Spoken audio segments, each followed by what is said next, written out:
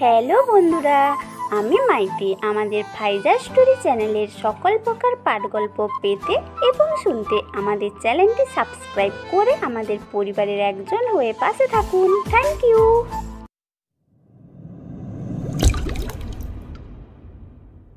রাত ৩টা।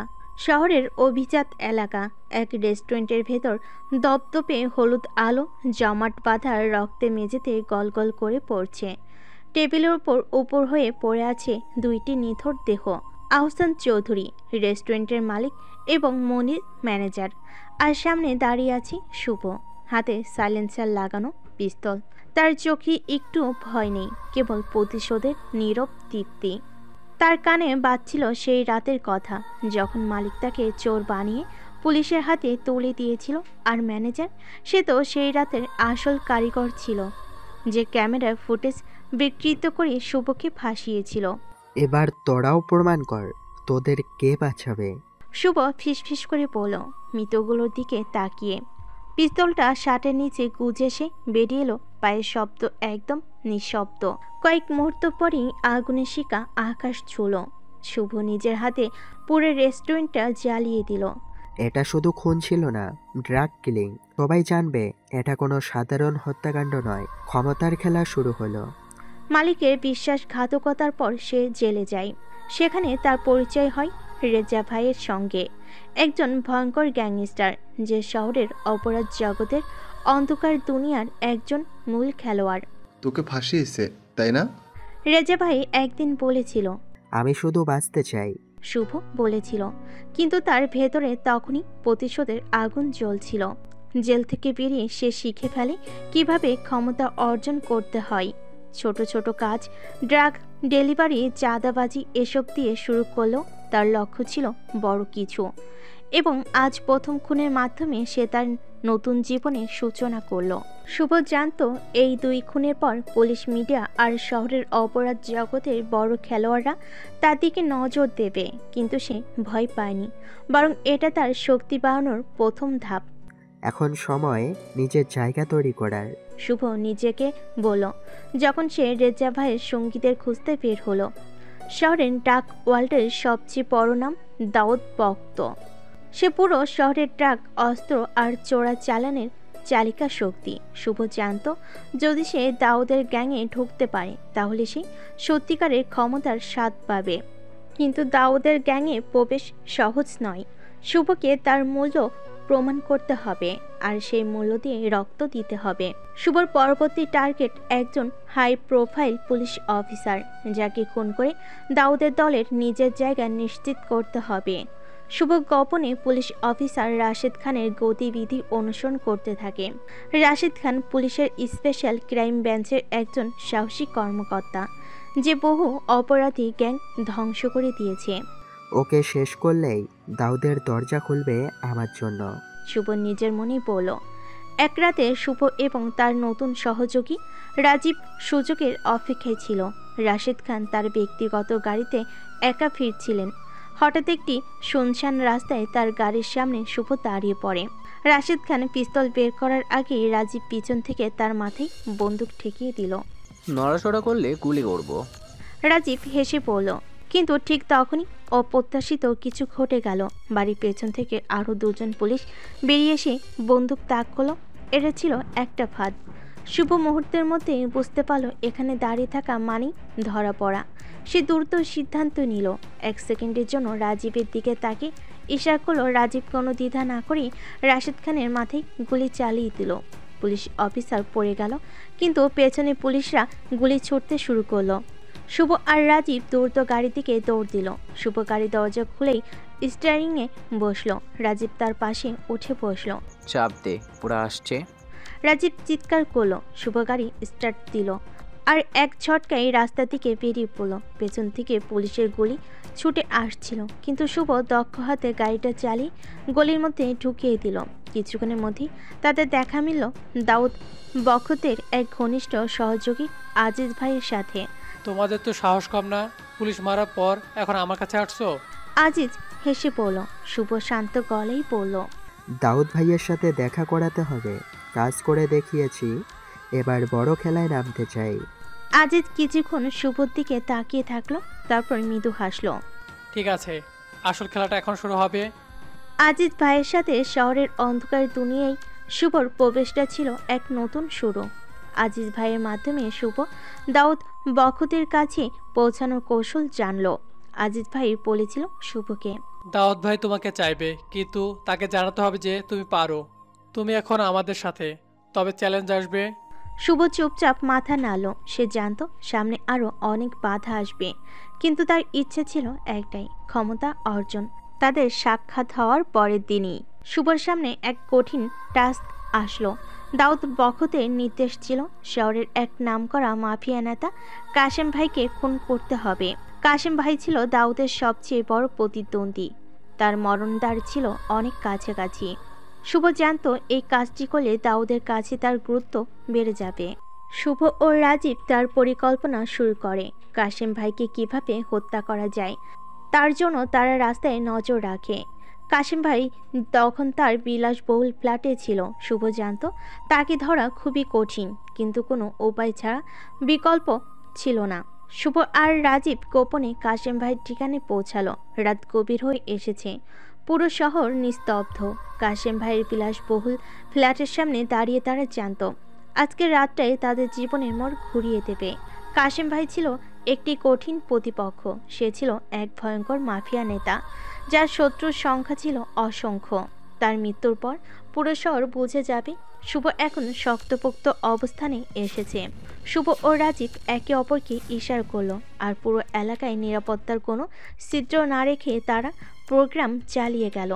ফ্ল্যাটের ডোরবেলটি চেপে কাশেম ভাই দরজা খুলল। তার মুখে এক বিন্দু হাসি ছিল, কিন্তু সেটা তখনই কেটে গেল যখন সে দেখল শুভ ও রাজীব হাতে পিস্তল নিয়ে দাঁড়িয়ে।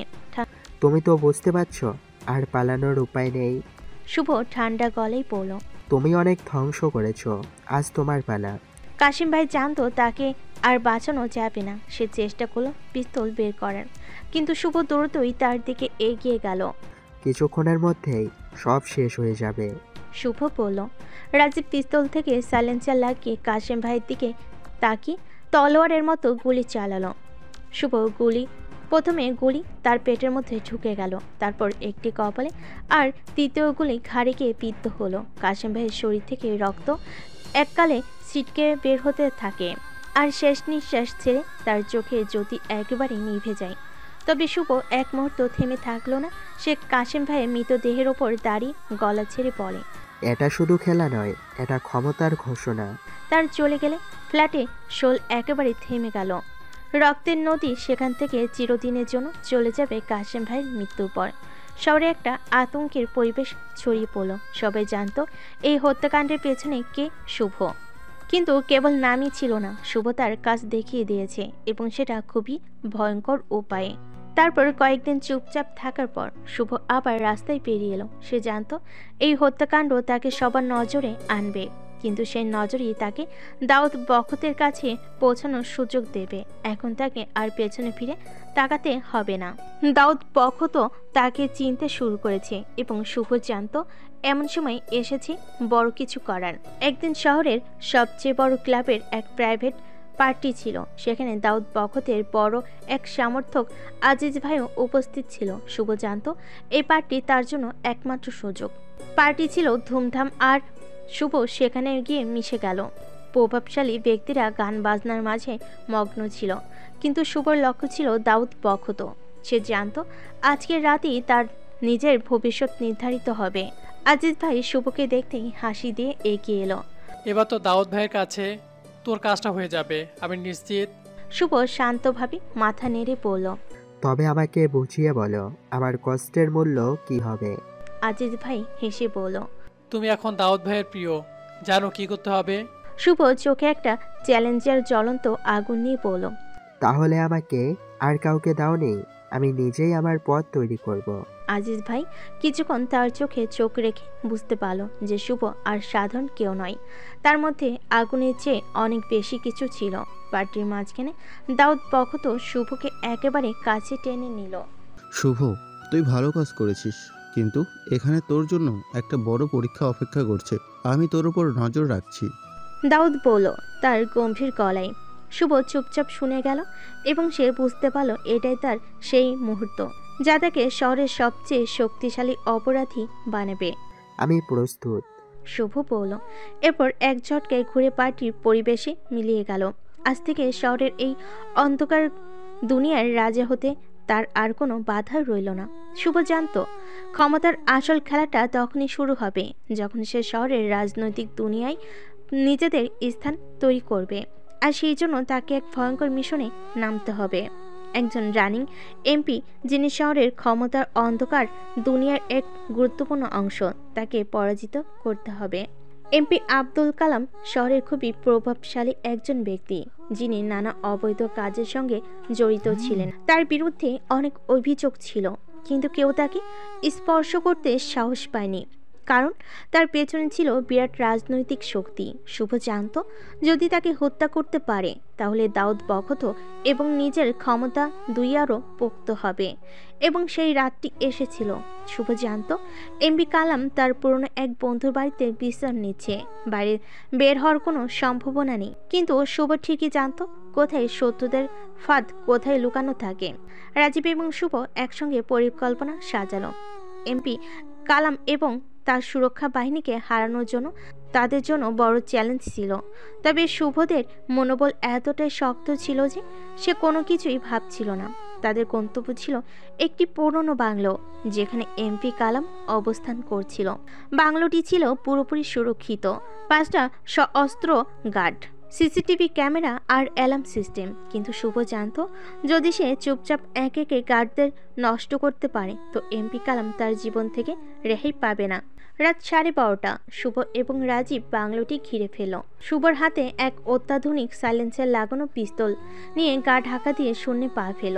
প্রথমে গার্ড যখন সে ঘুমিয়েছিল, শুভ তাকে গলায় একটা চাপ দিয়ে নিঃশব্দে মেরে ফেলল। তারপর ধীরে ধীরে আরও 3 জন গার্ডকে গুলি করে। তাদের চোখে কোনো দয়া ছিল না। এখন একমাত্র বাধা ছিল এমপি কালাম নিজেই। শুভ জানত তাকে এক মুহূর্তের মধ্যে মেরে ফেলে তার পথে আর কোনো বাধা থাকবে না। বাংলার ভেতরে এমপি কালাম সোফায় বসেছিল, ঘুমোতে যাওয়ার প্রস্তুতি নিচ্ছিল। শুভ সাইলেন্সার লাগানো পিস্তল হাতে এগিয়ে এলো। দরজা খুলে সে এমপি কালামের সামনে দাঁড়ালো। এমপি কালাম আতঙ্কিত হয়ে পিস্তল বের করার চেষ্টা করলো, কিন্তু তার আগে শুভ গুলি চালিয়ে তার পেটের মাঝখানে একটি শক্তিশালী আঘাত করলো। এমপি কালাম চিৎকার করতে চেয়েছিল, কিন্তু তার গলা থেকে বের হলো না কোনো শব্দ। রক্ত তার গা থেকে বের হয়ে মেঝে ছুঁতে লাগলো। শুভ পিস্তলটা একটুও না সরিয়ে এমপি কালামের দিকে তাকিয়ে বলল, ক্ষমতার রাজা হতে চাইলে তোর মতো পিঁপড়েদের মেরে ফেলতে হবে। এমপি কালামের দেহ নড়চড় বন্ধ করে দিল।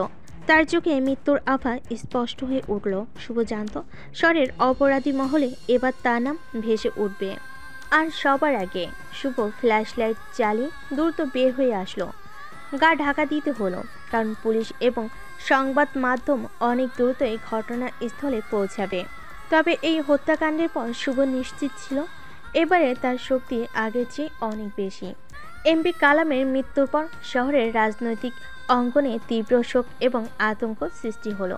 পুলিশ এবং মিডিয়া একের পর এক প্রতিবেদন চালিয়ে যাচ্ছে। তবে শহরের গ্যাংস্টাররা জানত এই খুনের পেছনে কে রয়েছে। শুভ একেবারে ভয়ঙ্কর রূপে শহরে দুনিয়া জুড়ে নাম ছড়িয়ে দিতে শুরু করলো। এখন আবার যাত্রা শুরু। শুভ মনে মনে বলল, আর তার চোখে রক্তের আগুন জ্বলছিল। শুভ তার পরিকল্পনাটি সফলভাবে শেষ করার পর দাউদ বখত এবং সেতু, 2 মাফিয়া গেমের মূল খেলোয়াড়, অত্যন্ত খুশি হয়। তাদের চোখে শুভ আর রাজীব দুজনই এখন তাদের বিশ্বস্ত সৈনিক হয়ে উঠেছে। এমপি কালামের হত্যাকাণ্ডের পর দাউদ বখত শুভকে কাছে ডেকে তার প্রশংসা করেছিল। সেতু শহরের অপরাধ জগতের একমাত্র মাফিয়া কুইন। সে তখন ঢাকার বাইরে ছিল, কিন্তু শুভর কাজের ফলাফল তাকে এতটাই মুগ্ধ করেছিল যে সে সিদ্ধান্ত নিল শুভ এবং রাজীবের সাথে এক ভিন্ন পার্টি আয়োজন করা হবে। একটা বড় পার্টি যেখানে সব বড় বড় গ্যাংস্টাররা, মাফিয়া এবং রাজনীতিবিদরা উপস্থিত থাকবে। পার্টির প্রস্তুতি শুরু হলো। এটা ছিল শহরের সবচেয়ে বড় মাফিয়া পার্টি। সেতু এবং দাউদ বখত জানত এই পার্টি তাদের ক্ষমতাকে আরও পোক্ত করবে। শহরের বিশাল ক্ষমতা আর শহরের শীর্ষস্থানীয় গ্যাংস্টাররা সবাই সেখানে হাজির হবে। প্রত্যেকের উদ্দেশ্য এক, ক্ষমতা আরও এক ধাপ এগিয়ে যাওয়া। পার্টির ভেতরে প্রবেশ করার সঙ্গে সঙ্গে শুভ এবং রাজীব একে অপরের চোখে চোখে দেখে বুঝে ফেল এটাই তাদের জীবনে সবচেয়ে বড় মুহূর্ত। শুভ জানতো সে যদি আজ সেতুকে ঠিকভাবে দেখে নেয় তাহলে তার নিজের শত্রুদের ক্ষমতা আরও বাড়বে। কিন্তু সেতু, যিনি মাফিয়া দুনিয়ার শক্তিশালী কুইন, একেবারে আলাদা কিছু। তার মধ্যে ছিল একটি অসাধারণ, একেবারে নিষ্ঠুর, কিন্তু একই সাথে অত্যন্ত আকর্ষণীয়। শুভ রাজীবের সঙ্গে ঢুকতেই প্রথমে সেতু তার দিকে নজর দিল। তিনি দেখলেন শুভ তার অস্থির চোখে ভেতরে কিছু একটা রয়েছে যা সে নিজেও আগে বুঝতে পারেনি। সেতু তার বিশেষ নজর করার চোখে শুভকে একটু বেশি মনোযোগ দিল। তবে সেতু এত সহজে মুক্ত হয় না। সে কাউকে সহজে ভালোবাসে না, কাউকে সহজে বিশ্বাস করে না। কিন্তু শুভ তার দৃঢ় মানসিকতা এবং চালাকিতে সেতুকে কিছুটা ভাবিয়ে তুলল। পার্টির মাঝখানে শুভ এক মুহূর্তের জন্য সেতুর কাছে গিয়ে বলল, আমি তোমাকে খুব পছন্দ করি সেতু। তোমার মধ্যে এমন একটা শক্তি আছে যা আমি খুব কাছে থেকে অনুভব করতে চাই। শুভ এই কথাটা বলতে বলতে কিছুটা ভয়ে কিছুটা আত্মবিশ্বাসের সাথে তাকিয়েছিল সেতুর চোখের দিকে। তার প্রত্যাশা ছিল সেতু হয়তো তার প্রতি একটু মৃদু প্রশংসা জানাবে, কিন্তু সে ভুল বুঝেছিল। সেতু ঠান্ডা গলায় হাসল আর তার উত্তর দিল, পছন্দ করো? তুমি কি জানো, পছন্দ করা মানে শুধু অন্যকে ভালো লাগা নয়। পছন্দ করা মানে নিজের জায়গা তৈরি করতে পারা। তোমার মতো কাউকে আমি কখনোই পছন্দ করব না। এই কথা শুনে শুভ কিছুটা স্তম্ভিত হয়ে গেল। তবে সে সেতুর কঠিন কথার মধ্যে একটি বিশেষ বার্তা বুঝতে পারল। সেতু তার উপর কোনো দয়া দেখাতে প্রস্তুত ছিল না। শুভ, তুমি কি জানো, তুমি যদি ক্ষমতা অর্জন করতে চাও তবে এখানে গান পয়েন্ট নিয়ে কিচ্ছু আসে যায় না। তুমি চাইলে আমার সহযোদ্ধা হতেই পারো, কিন্তু কখনো আমার সমকক্ষ হতে পারবে না। সেতু তার কঠোর কথা বলে শুভকে অপমান করে চলে গেল। এই কথা শুনে শুভ মাথা নিচু করে দাঁড়িয়ে রইল। তার মধ্যে এক অদ্ভুত অনুভূতি কাজ করছিল। একদিকে অপমানিত, অন্যদিকে আরও বেশি আগ্রহী। সে জানতো সেতু তার কাছে যা বলেছে সেটা তার এক ধরনের চ্যালেঞ্জ। সেতু যতই অপমান করুক, শুভ তার প্রতি গভীরভাবে আকৃষ্ট হয়ে পড়ছিল। তার মধ্যে এক অজানা শক্তি কাজ করছিল। এখন তাকে শুধু সেতুকে জয় করতে হবে। পার্টির মধ্যে সবার উপস্থিতি বাড়ছিল। সেতু, দাউদ, বখত এবং অন্যান্য নেতারা সেদিকে মনোযোগ দিয়েছিল, কিন্তু শুভ এক মুহূর্তের জন্য সেতুকে চোখের সামনে থেকে সরিয়ে নিতে পারেনি। তার চোখের লক্ষ্য তৈরি হয়ে গিয়েছিল। এখন সে সেতুকে শুধু ক্ষমতার জন্য নয়, বরং নিজের শক্তির প্রতীক হিসাবে দেখছিল। তবে সেতু তার কথা অনুযায়ী একদিকে শুভকে বুঝতে দিল যে ক্ষমতার খেলা শুধুমাত্র শরীর ও মন দিয়ে নয়, মনের শক্তির মাধ্যমে চালানো হয়। বরং এখন শুভ বুঝতে পারছিল এই খেলা যতটা ভয়ঙ্কর এবং নিষ্ঠুর, ততটাই তার জন্য আকর্ষণীয়। পার্টির শেষের দিকে শুভ দৃঢ় প্রতিজ্ঞ হয়ে নিজের মনকে শক্তিশালী করে বলল, একদিন তুমি আমার সামনে আসবে সেতু, তখন আর তুমি আমাকে ভুল বুঝবে না। এই কথাগুলোর পর শুভ জানত তার যাত্রা এখনো শেষ হয়নি। কিন্তু সেতুর প্রতি তার আকর্ষণ এখনো শুধু একজন প্রতিপক্ষ নয়, বরং এক চ্যালেঞ্জ যার সমাধান করতে হবে। শুভর মনে একটাই প্রশ্ন, সেতু কিভাবে এত শক্তিশালী হলো? কিভাবে সে পুরো শহরের অপরাধ সাম্রাজ্যের একছত্র রানী হয়ে উঠল? এই কৌতূহল তাকে সেতুর অতীত খোঁজার দিকে ঠেলে দিল। শুভ খোঁজ নিয়ে একদিন জানতে পারল সেতুর ব্যাপারে আজিজ ভাই সব কিছু জানে। তাই একদিন আজিজ ভাইকে সে সেতুর কথা জিজ্ঞেস করলো। আজিজ ভাই বলা শুরু করলো। তারপর সে ধীরে ধীরে সেতুর কাহিনী বলতে শুরু করলো। শুভ আগ্রহ নিয়ে শুনছিল প্রতিটা খুন, প্রতিটি বিশ্বাসঘাতকতা, প্রতিটি বিজয়ের গল্প। কিন্তু আজিজ একসময় একটা সতর্ক বার্তা দিল, সেতু এমন কেউ না যাকে পেতে চাইলে পেয়ে যাবি। ওকে পাওয়া মানে মৃত্যুর সাথে চুক্তি করা। শুভ তখনও নির্লিপ্ত ছিল। তার মনে একটাই কথা, আমি যা চাই তা আমি ছিনিয়ে নিতে পারি। সেতুর জন্ম ঢাকার এক নিম্নবিত্ত পরিবারে। তার বাবা ছিল একজন ছোটখাটো ব্যবসায়ী, মা গৃহিণী। সেতু ছিল তাদের একমাত্র সন্তান। ছোটবেলা থেকে সে ছিল প্রচণ্ড আত্মবিশ্বাসী আর একরোখা। তার স্বপ্ন ছিল বড় কিছু করার। কিন্তু জীবনের কঠিন বাস্তবতায় তাকে অন্য পথে ঠেলে দেয়। যখন সেতু 15 বছরে, তখন তার বাবাকে এক প্রভাবশালী মাফিয়া লিডার হত্যা করে। কারণ ছিল তার বাবা স্থানীয় মাফিয়া গ্যাংয়ের চাঁদাবাজি দিতে রাজি হয়নি। সেতুর চোখের সামনে তার বাবার রক্তাক্ত দেহ পড়েছিল, আর সেই দৃশ্য তার মনোজগতের একটা ভয়ানক ক্ষত তৈরি করে। মাত্র 17 বছর বয়সে সে প্রথম খুন করে। বাবার খুনিকে খুঁজে বের করে, ঠান্ডা মাথায় ছুরি বসিয়ে দেয় তার বুকে। কেউ ভাবতে পারেনি এক কিশোরী এতটা ভয়ঙ্কর হয়ে উঠতে পারে। সেই হত্যাকাণ্ডের পর সেতুকে পালাতে হয়। সে ঢাকার এক কুখ্যাত গ্যাংস্টারের ছত্রছায়ায় চলে যায়, যার নাম ছিল আলিফ খান। আলিফ ছিল শহরের ড্রাগ, অস্ত্র ও চোরাচালানের মূল নিয়ন্ত্রক। সে সেতুর বুদ্ধিমত্তা আর সাহস দেখে মুগ্ধ হয়। সেতু ধীরে ধীরে মাফিয়া দুনিয়ার প্রতিটি খেলায় অংশ নিতে থাকে। শুরুতে সে কেবল বার্তা পৌঁছে দেওয়ার কাজ করত, তারপর ধীরে ধীরে ড্রাগ ডিল, অস্ত্র পাচার, ব্ল্যাকমেল সব শিখে ফেলে। 5 বছর পর সে যখন 22-এর কোঠায়, তখন সে এতটাই শক্তিশালী হয়ে ওঠে যে আলিফ খানকে সরিয়ে দেওয়ার পরিকল্পনা করে। এটাই ছিল তার জীবনে সবচেয়ে চতুর চাল। সে আলিফের সবচেয়ে কাছের মানুষদের নিজের দলে টেনে নেয়। আলিফের বিশ্বাসঘাতকদের দোসরদের দিয়ে তার পেছনে ছুরি বসায়।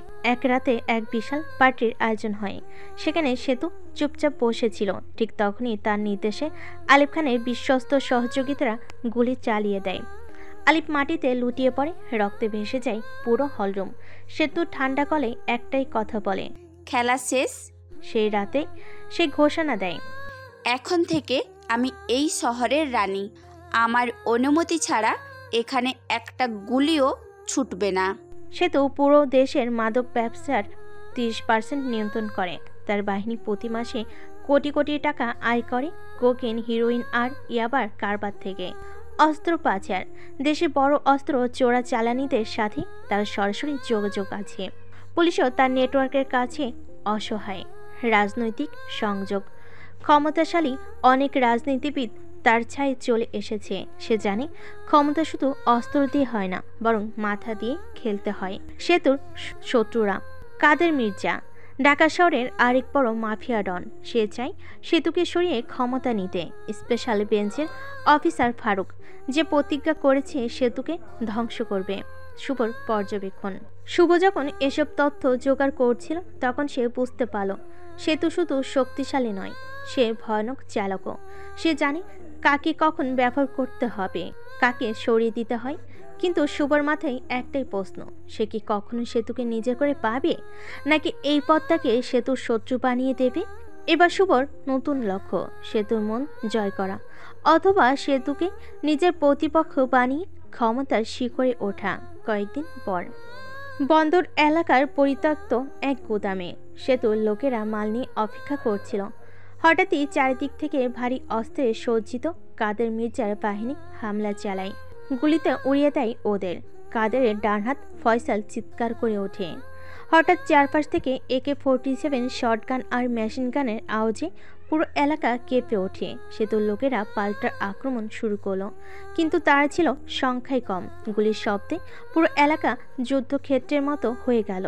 রাত তখন গভীর। শহরের বন্দর এলাকা, যেখানে সেতুর দল এবং কাদের মির্জার বাহিনী মুখোমুখি অবস্থানে। বাতাসে বারুদের গন্ধ, উত্তেজনায় ভরা পরিবেশ। কিন্তু কেউ বুঝতে পারছিল না এই যুদ্ধের মাঝখানে একদল অজ্ঞাত ছায়া অপেক্ষা করছে। মৃত্যুর ঘণ্টা বাজল। হঠাৎ চারপাশে বিদ্যুৎ বিভ্রাট। এক মুহূর্তের জন্য সব অন্ধকার। এরপরই চাঁদের উপর থেকে কালো পোশাক আর মাস্ক পরা কয়েকজন লাফিয়ে পড়ল। তাদের হাতে ছিল সাইলেন্সার লাগানো পিস্তল, এবং তারা এতটাই দ্রুত গতি ছিল যে কাদের মির্জার লোকেরা কিছু বুঝে ওঠার আগে 1 সেকেন্ডের মধ্যেই 3 জন মাটিতে লুটিয়ে পড়ল। সন্ধ্যার অন্ধকারে মাঝে ধীরে ধীরে সামনে এগিয়ে আসছিল এক শক্তিশালী উপস্থিতি। কালো মাস্কে ঢাকা মুখ, কালো পোশাকে, এক হাতে স্নাইপার পিস্তল, অন্য হাতে একটি ছোট্ট ছুরি। এটাই ছিল শুভ। তার পাশে ছিল দুজন ভয়ঙ্কর মাস্কধারী হিটম্যান, যার চুপচাপ সিগন্যালের অপেক্ষায় ছিল। এরা কারা? কাদের মির্জার এক সহযোগী চিৎকার করে উঠল, কিন্তু কেউ কোনো উত্তর দিল না। শুধু একটা গভীর রহস্যময় কণ্ঠ শোনা গেল। রাতের অন্ধকারে শিকারীরা বের হয়, আর এখন শিকার শুরু হলো। 2 স্নাইপার শট, 2 জন কাদের লোকের মাথায় গুলি। একজন মাটিতে পড়ার আগেই শুভ গিয়ে এগিয়ে গিয়ে ছুরিটা তার গলায় ঢুকিয়ে দিল। চারিদিকে ভয় ছড়িয়ে পড়ল। কাদের মির্জার বাহিনী হতভম্ব। তারা কেউই জানতো না এই মাস্কধারী রহস্যময়ী দলটি কারা। সে তো অবাক হয়ে দেখছিল এই ভয়ঙ্কর শত্রু আসলে কার পক্ষের। কাদের মির্জা নিজেও পেছনে সরছিল। তার হাতে ছিল একটি স্বর্ণের রিভলভার। তুই যাই হোস, আমি তোকে শেষ করে ফেলবো। সে গুলি চালানোর চেষ্টা করলো, কিন্তু শুভ তাকে আগে থেকে লক্ষ্য করছিল। একটি নিখুঁত শট গুলি গিয়ে তার হাতে বিঁধল। কাদের মির্জা বন্দুক ফেলে দিল, হাত চেপে ধরল। রক্ত গলগল করে গড়িয়ে পড়ছে। কে তুই? কাদের মির্জা হতবাক হয়ে তাকিয়েছিল শুভর দিকে। শুভ ধীরে ধীরে এগিয়ে এসে কাদেরের সামনে দাঁড়ালো। তার মুখ দেখা যাচ্ছে না, কিন্তু তার চোখের ভেতর এক ভয়ঙ্কর শীতল দৃষ্টি। আমি ছায়া, আমি মৃত্যু। এই বলে শুভ নিজের ছুরিটা তুলল। এক ঝটকায় কাদের মির্জার গলা কেটে দিল। কাদের চোখ বড় বড় করে তাকিয়ে থাকলো। মুখ দিয়ে কথা বের হওয়ার আগেই তার নিঃশ্বাস বন্ধ হয়ে গেল। সে ধপ করে পড়ে গেল। চারপাশে রক্তের নদী। সেতুর বিস্ময়। সেতু দূর থেকে সব দেখছিল, কিন্তু শুভর পরিচয় এখনো অজানা। তার চোখে সন্দেহ ফুটে উঠল। এই মাস্কধারী কে? সে কি বন্ধু নাকি নতুন কোনো শত্রু? কিন্তু শুভ আর কিছু বলল না। সে তার দলকে ইশারা করলো, আর তারা অন্ধকারের মাঝে মিলিয়ে গেল। একটাও শব্দ না করে, শুধু রক্তের দাগ, মৃতদেহের আর আতঙ্ক রেখে গেল তারা। সে তো অনেকক্ষণ দাঁড়িয়ে রইল, আর মনে একটাই প্রশ্ন, এই মাস্কের আড়ালে কে? তার মারার কৌশল দেখে ইমপ্রেস হয়ে গেছে সে তো। আর কিছু না ভেবে সে তো দ্রুত ওখান থেকে কেটে পড়ল। রাতে এক অন্ধকার রুমের কোনায় বসে শুভ তার ভবিষ্যতের পরিকল্পনা নিয়ে গভীরভাবে চিন্তা করছিল।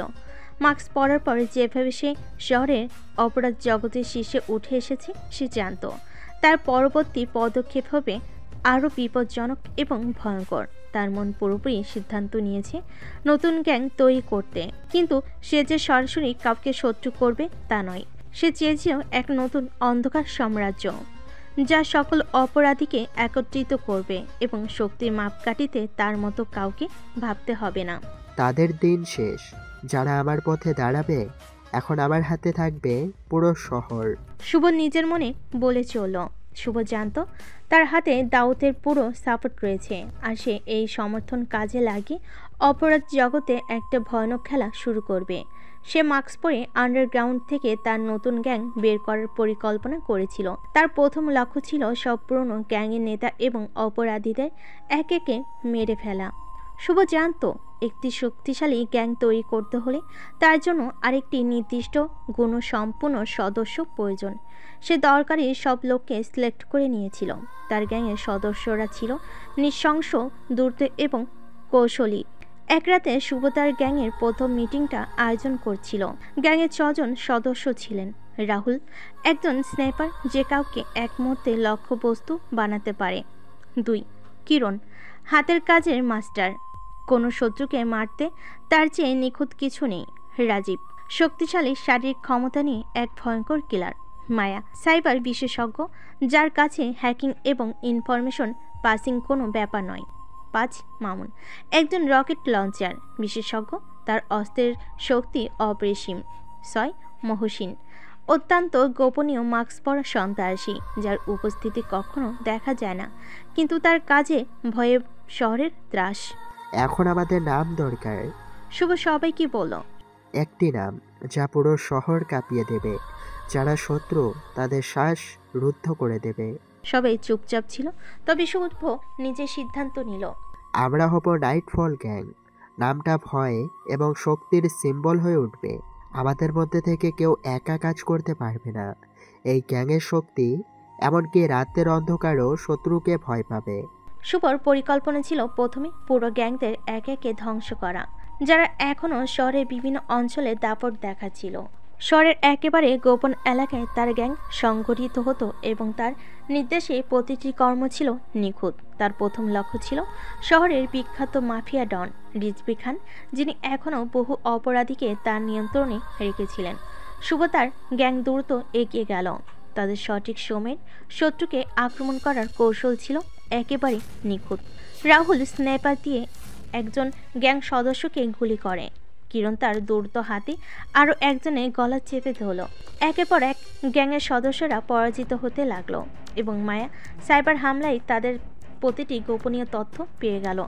নাইটফল গ্যাংয়ের শক্তি ছিল তাদের দ্বন্দ্বহীন গোপনীয়তা এবং অন্ধকারে থাকার কৌশল। তারা কখনো কোনো সিকোয়েন্স মিস করতো না। তাদের প্রতিটি পদক্ষেপ ছিল পরিকল্পিত এবং তাদের হাতের অস্ত্র ছিল মৃত্যুদণ্ড।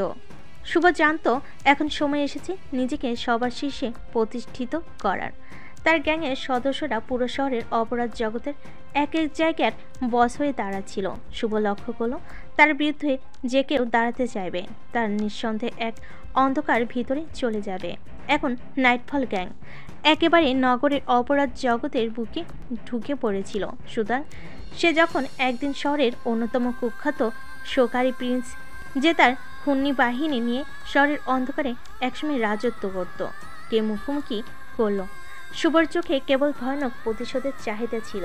এবার স্বীকার করতে হবে। শুভ নিজের মনে বলল, এরা জানবে শহরের অন্ধকারে এখন আমি রাজা, নাইটফল গ্যাংয়ের ত্রাস। শুভ গ্যাংয়ের নাম শহরের প্রতিটি কোণে কাঁপানোর শব্দ হয়ে উঠল। নাইটফল শব্দটা এখন শহরের সবচেয়ে ভয়ঙ্কর ও শীতল রাতের প্রতীক। এই গ্যাংয়ের ভয়ে কোনো শক্তি এখনও কোনো সাধারণ অপরাধীকে নয়, বরং সবার চোখে আক্রমণ ও বিপদ হয়ে দাঁড়িয়েছে এবং তাদের রাজত্বে কেউ আসতে পারবে না। সে তো বাসায় ফিরে এসে সোজা তার ব্যক্তিগত রুমে ঢুকে পড়ল। দরজা বন্ধ করে দিয়ে সে গভীর চিন্তায় ডুবে গেল। মিটিংয়ের সময় যখন নাইটফল গ্যাং এবং তাদের অপ্রতিরোধ উত্থানে কথা চলছিল তখন এক অদ্ভুত অনুভূতি সেতুকে গ্রাস করেছিল।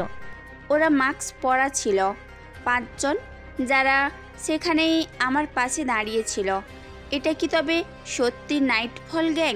সে তো একবার ভাবল, সে নিশ্চিত ছিল না, কিন্তু কিছু একটা ছিল যা তাকে নিশ্চিত করছিল যে এই 5 জনই ছিল নাইট গ্যাং। কিন্তু প্রশ্ন একটাই, তাদের মধ্যে শুভ ছিল কিনা। অথচ কেন আমাকে তারা মারলো না? সে তো গম্ভীর হয়ে নিজে নিজে বলল, সে জানতো তার জীবনের সবচেয়ে বড় শত্রুদের মধ্যে একমাত্র শুভই ছিল, কিন্তু তার মন মানছিল না। কেন সে তাকে মারতে চাইল না? কেন শুভ তার দিকে আক্রমণ করেনি? অথচ সবাই জানে শুভ যে কোনো মুহূর্তে কাউকে বিশ্বাস করে এবং সেই কাজটা করে ছাড়ে। রুমের মধ্যে বসে মন দিয়ে ভাবতে লাগলো সেতু। তিনি নিজেকে একান্তে বুঝিয়ে দিলেন যে শুভের লক্ষ্য ছিল তাকে মেরে ফেলা, কিন্তু এই সময় সে ভাবছিল কেন সে কথা করেনি। হয়তো শুভ কিছু আরও বড় পরিকল্পনা নিয়ে কাজ করছে, যে পরিকল্পনা শুধু দেশের অপরাধ জগতের একেবারে ঝুঁকির মধ্যে ফেলতে পারে। ওরা কি আমাকে ফাঁসাতে চায়? এক সময় আমাকে মেরে ফেলবে, তারপর তারা এদেশের অপরাধ জগতের সব কিছু নিজের হাতে তুলে নেবে। সেতু মনে এই চিন্তা প্রবাহিত হচ্ছিল। তার মস্তিষ্কে জলভাবে ঘুরপাক খাচ্ছিল প্রশ্ন, শুভ কি নিজেকে এতটাই শক্তিশালী করে ফেলেছে যে সে আমাকে মারতে চায় না? তবে তার পরিকল্পনা অনেক বড়। সেতুর মধ্যে অদ্ভুত এক অনুভূতি জেগে উঠল, যেন সে যেন শিকার হয়ে গেছে এবং তাকে শিকার করা হচ্ছে। কিন্তু যেভাবে সে ভাবছিল সেটা আসলেই কতটা সত্যি? শুভ যে আমাকে মারেনি, সেটা কি তার ওপর অতি বিশ্বাসের কারণে, নাকি সে এখন অন্য কোনো খেলায় মেতে আছে? এসব ভাবতে ভাবতে সেতুর মধ্যে আতঙ্কের এক ঝড় উঠছিল।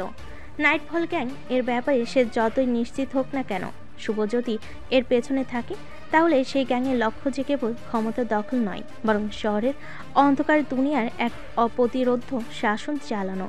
এটা সেতু বুঝতে পারছিল। সে জানতো এই পরিস্থিতিতে কিছু করা না গেলে সে শিকার হতে পারে। ওরা আসছে, কিন্তু কেন? শুভ কি সত্যি আমাকে মারতে চায়, নাকি আমার ওপর আক্রমণ করার কোনো মঞ্চ তৈরি করতে চায়? বিষয়টি জটিল হয়ে দাঁড়াচ্ছিল। সেতু বসে পড়ল, গভীর মনোযোগ দিয়ে আগের দিনের সমস্ত ঘটনাগুলো এক একে বিশ্লেষণ করতে লাগলো। এটা ছিল আরেকটি বড় খেলায় প্রবেশের সুযোগ এবং সে জানতো সে যদি এই খেলা ঠিকমতো না খেলতে পারে তবে তার শেষ অনিবার্য। এভাবেই চলতে থাকলো কিছুদিন পর। সংবাদ প্রকাশ হলো 6 জন ছেলে মিলে একটা মেয়েকে ধর্ষণ করেছে। 6 জন ছেলের ভিতর 2 জন ছিল সাবেক মন্ত্রীর ভাগিনা আর 4 জন ছিল সেতুর গ্যাংয়ের লোক। তাদের শহরে তাদের ক্ষমতা থাকেই ছেলেগুলোর কিছু হয় না, সমস্যা হয় মেয়েটার পরিবারের। এই ধর্ষণ নিয়ে চারিদিকে বিক্ষোভ মিছিল চালু হয়, কিন্তু এতে কোনো লাভ হয় না। শহরের বাতাস ভারী হয়ে উঠছিল। গণমাধ্যম, সোশ্যাল মিডিয়া এবং মানুষের কণ্ঠে একটাই কথা, নিঃসঙ্গ এক মেয়ের আর্তনাদ। শহরের এক সম্ভ্রান্ত পরিবারের মেয়ে, যাকে নির্মমভাবে 6 জন নরপিশাচ মিলে ধর্ষণ করেছিল, কিন্তু বিচার সেটা কেবল এক মিথ্যা প্রতিশ্রুতি মাত্র। এই 6 জনের মধ্যে 2 জন ছিল এক সাবেক মন্ত্রীর ভাগিনা, আর বাকি 4 জন ছিল সেতু গ্যাংয়ের সদস্য। তাদের ক্ষমতার সামনে মেয়েটা তো দূরের কথা, তার পরিবারও অসহায় হয়ে গিয়েছিল। বিক্ষোভ, প্রতিবাদ, পোস্টার, চিৎকার সবই ধুলোর মতো উড়ে যাচ্ছিল বাতাসে। কিন্তু এই খবর যখন নাইটফল গ্যাংয়ের কাছে পৌঁছালো, তখন এক ভয়ঙ্কর ঝড় নামলো।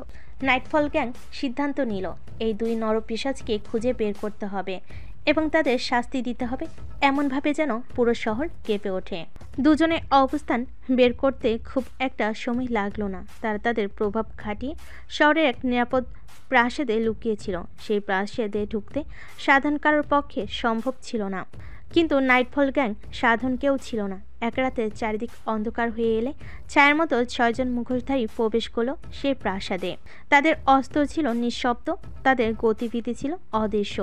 রাতের গভীরে মন্ত্রীর ভাগিনা 2 জন নিজের বিলাসবহুল শোবার ঘরে ছিল, একা নয়। তারা আরও 2 জন মেয়েকে জোর করে আটকে রেখেছিল, কিন্তু সেই রাতে তারা যা আশা করেনি সেটাই ঘটল। ঘরের লাইট নিভে গেল। এক মুহূর্তের জন্য তারা কিছু বুঝতে পারল না। হঠাৎ একটি কালো ছায়া সামনে এসে দাঁড়ালো। কে? একজন চিৎকার করলো, কিন্তু পরক্ষণেই তার গলা চেপে ধরল এক লোহার মতো শক্ত হাত। আমরা ন্যায় বিচারের জন্য এসেছি। এরপর ছুরির ধারালো ফলক তার গলার এক পাশ থেকে অন্য পাশ চলে গেল। তার শরীর ফিনকি দিয়ে রক্ত ছিটিয়ে দিল পুরো বিছানায়। দ্বিতীয় জন পালানোর চেষ্টা করলো, কিন্তু দরজা খুলে দৌড় দিতে গিয়ে কিন্তু তার ঠিক সামনে একটি মুখোশধারী দাঁড়িয়েছিল। তার হাতে ছিল একটি লম্বা শিকল। পালানোর চেষ্টা করার আগেই শিকল তার গলায় পিছিয়ে দেওয়া হলো এবং পরের মুহূর্তে সে ঝুলে গেল শূন্যে। সে প্রাণপণে ছটফট করছিল, তার চোখ লাল হয়ে যাচ্ছিল, সে শ্বাস নিতে পারছিল না। তার লাশকে সোজা জানালার বাইরে ঝুলিয়ে দেওয়া হলো। শহরের আলোতে দেখা গেল সাবেক মন্ত্রীর এক ভাগিনার গলা কাটা আর অবর্জনে ঝুলন্ত দেহ। শাস্তি প্রকাশ্যে আসে পরের দিন সকালে। শহরের কেন্দ্রে 4 রাস্তার মোড়ে সবাই দেখল এক বিভীষিকাময় দৃশ্য। একজনের কাটা মস্তক রাস্তার মাঝে পুঁতে রাখা হয়েছে, আর একজনের শরীর বিদ্যুতের খুঁটিতে উল্টো করে ঝোলানো। দেহগুলোর বুকে গাঁথা ছিল একটি লোহার ফলক, যেখানে লেখা ছিল ন্যায় বিচার সম্পূর্ণ। সারা শহর স্তব্ধ হয়ে গিয়েছিল। এই নৃশংস কায়দায় বিচার দেখে সবাই বুঝে গিয়েছিল নাইটফল গ্যাং শুধুমাত্র শাস্তি দেয় না, তারা দৃষ্টান্ত তৈরি করে। আর বাকি থাকলো 4 জন। এবার খেলা শুরু হবে আরেক তাণ্ডব। সাবেক মন্ত্রী 2 ভাগিনার মৃত্যু শহরের একটা ভূমিকম্পের মতো নেমে এসেছিল, কিন্তু গল্প এখানেই শেষ হয়নি, কারণ 4 জন বেঁচে ছিল। এই 4 জন ছিল সেতু গ্যাংয়ের সদস্য। তারা ভেবেছিল সেতু তাদের রক্ষা করবে, কিন্তু সেতু যখন জানতে পারল নাইটফল গ্যাং তাদের শাস্তি দিচ্ছে, তখন সে চুপ ছিল। কারণ সেতু জানতো এই জানোয়ারদের রক্ষা করা তার জন্য বিপদ ডেকে আনতে পারে। কিন্তু এই 4 জন তখনও বুঝতে পারেনি তাদের মৃত্যুর ঘণ্টা বেজে গেছে। এই 4 জন শহরের বিভিন্ন জায়গায় আত্মগোপন করেছিল, কিন্তু নাইটফল গ্যাং কারোর মুখ দেখে হত্যা করত না, তারা তথ্য বের করে তারপর স্বীকার করত। মাত্র 24 ঘন্টার মধ্যে তাদের অবস্থান পাওয়া গেল। প্রথমত ছিল রাতুল। সে এক গোপনে ডেরায় লুকিয়েছিল, সেখানে তার সাথে আরও কিছু লোক ছিল। রাতুল যখন রাতের খাবার খাচ্ছিল, তখন হঠাৎ জানালা ভেঙে একটি ধাতব বল ঘরের মধ্যে পড়ল। পরের মুহূর্তেই এক বিকট বিস্ফোরণ, ধোঁয়ার মধ্যে থেকে একটি কালো ছায়া বেরিয়ে এলো। তার হাতে একটি দা ছিল। রাতুল তখনও কিছু বুঝে উঠতে পারেনি, কিন্তু তার পাশের লোকগুলো এক একে লুটিয়ে পড়ল।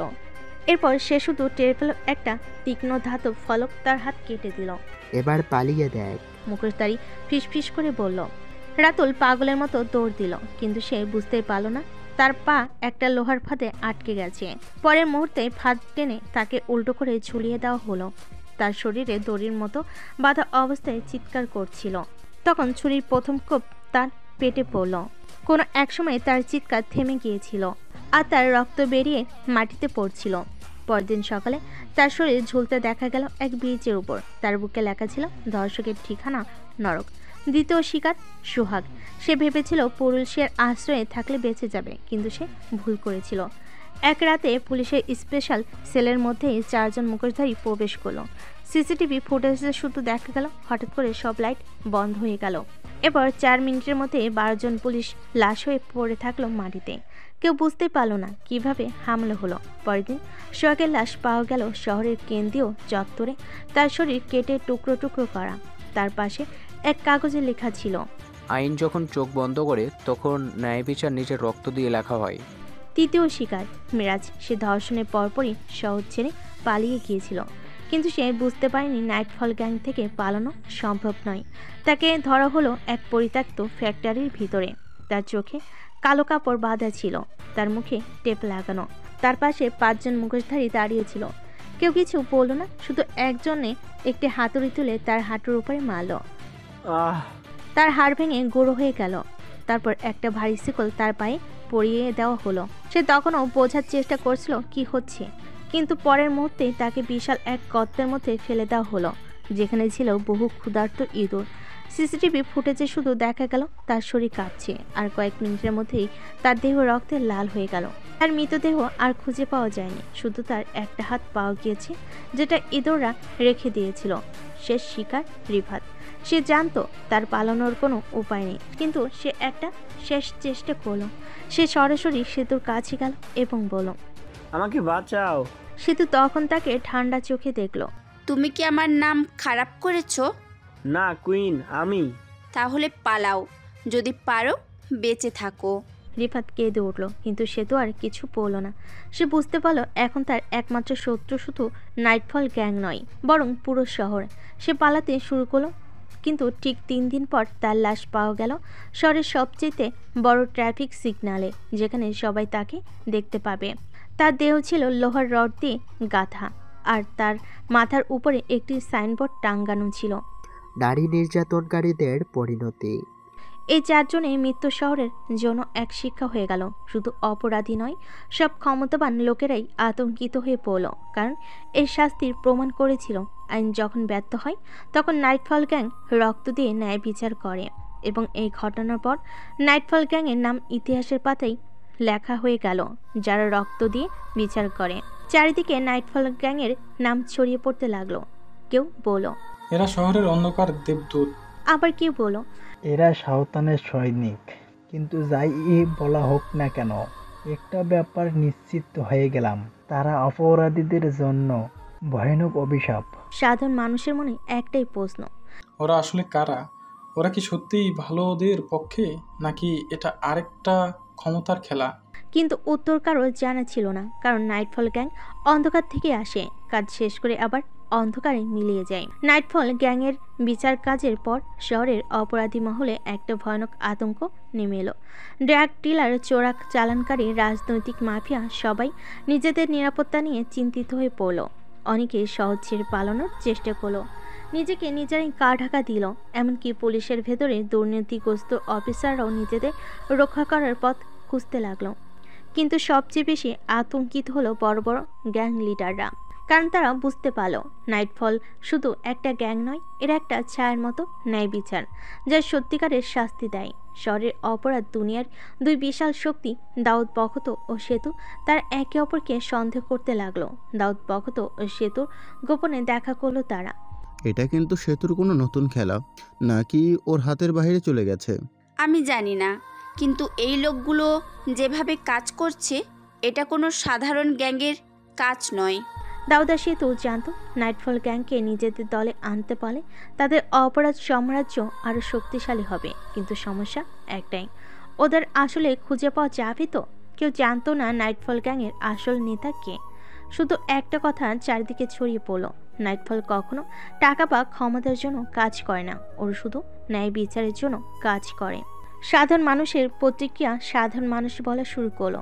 যারা আইন শৃঙ্খলা ব্যর্থতার কারণে দীর্ঘদিন ধরে কষ্ট পাচ্ছিল, তারা নাইটফল গ্যাংকে রক্ষাকর্তা হিসেবে দেখতে লাগলো। মানুষ চুপি চুপি বলতে লাগলো, আমরা আইনকে বিশ্বাস করতাম, কিন্তু এখন নাইট প্লাস গ্যাংয়ের উপর আমাদের আশা। পত্রিকায় শিরোনামগুলোতে যখন নাইটফলের নাম বারবার আসতে লাগলো, আইনের বাইরে একদল ছায়ের সৈনিক, শহরের অপরাধী গ্যাং লিডারদের রাতের ঘুম কেড়ে নিয়েছে এক রহস্যময় শক্তি। শুভ তার মাস্ক পরে নিজের দল নিয়ে একটা গোপন জায়গায় বসেছিল। তার সামনে রাখা ছিল শহরের সবচেয়ে দুর্নীতিবাজ কিছু মানুষের নামের তালিকা। সে ধীরে ধীরে বলল, এখনো কাজ শেষ হয়নি, আমরা শুধু শুরু করেছি।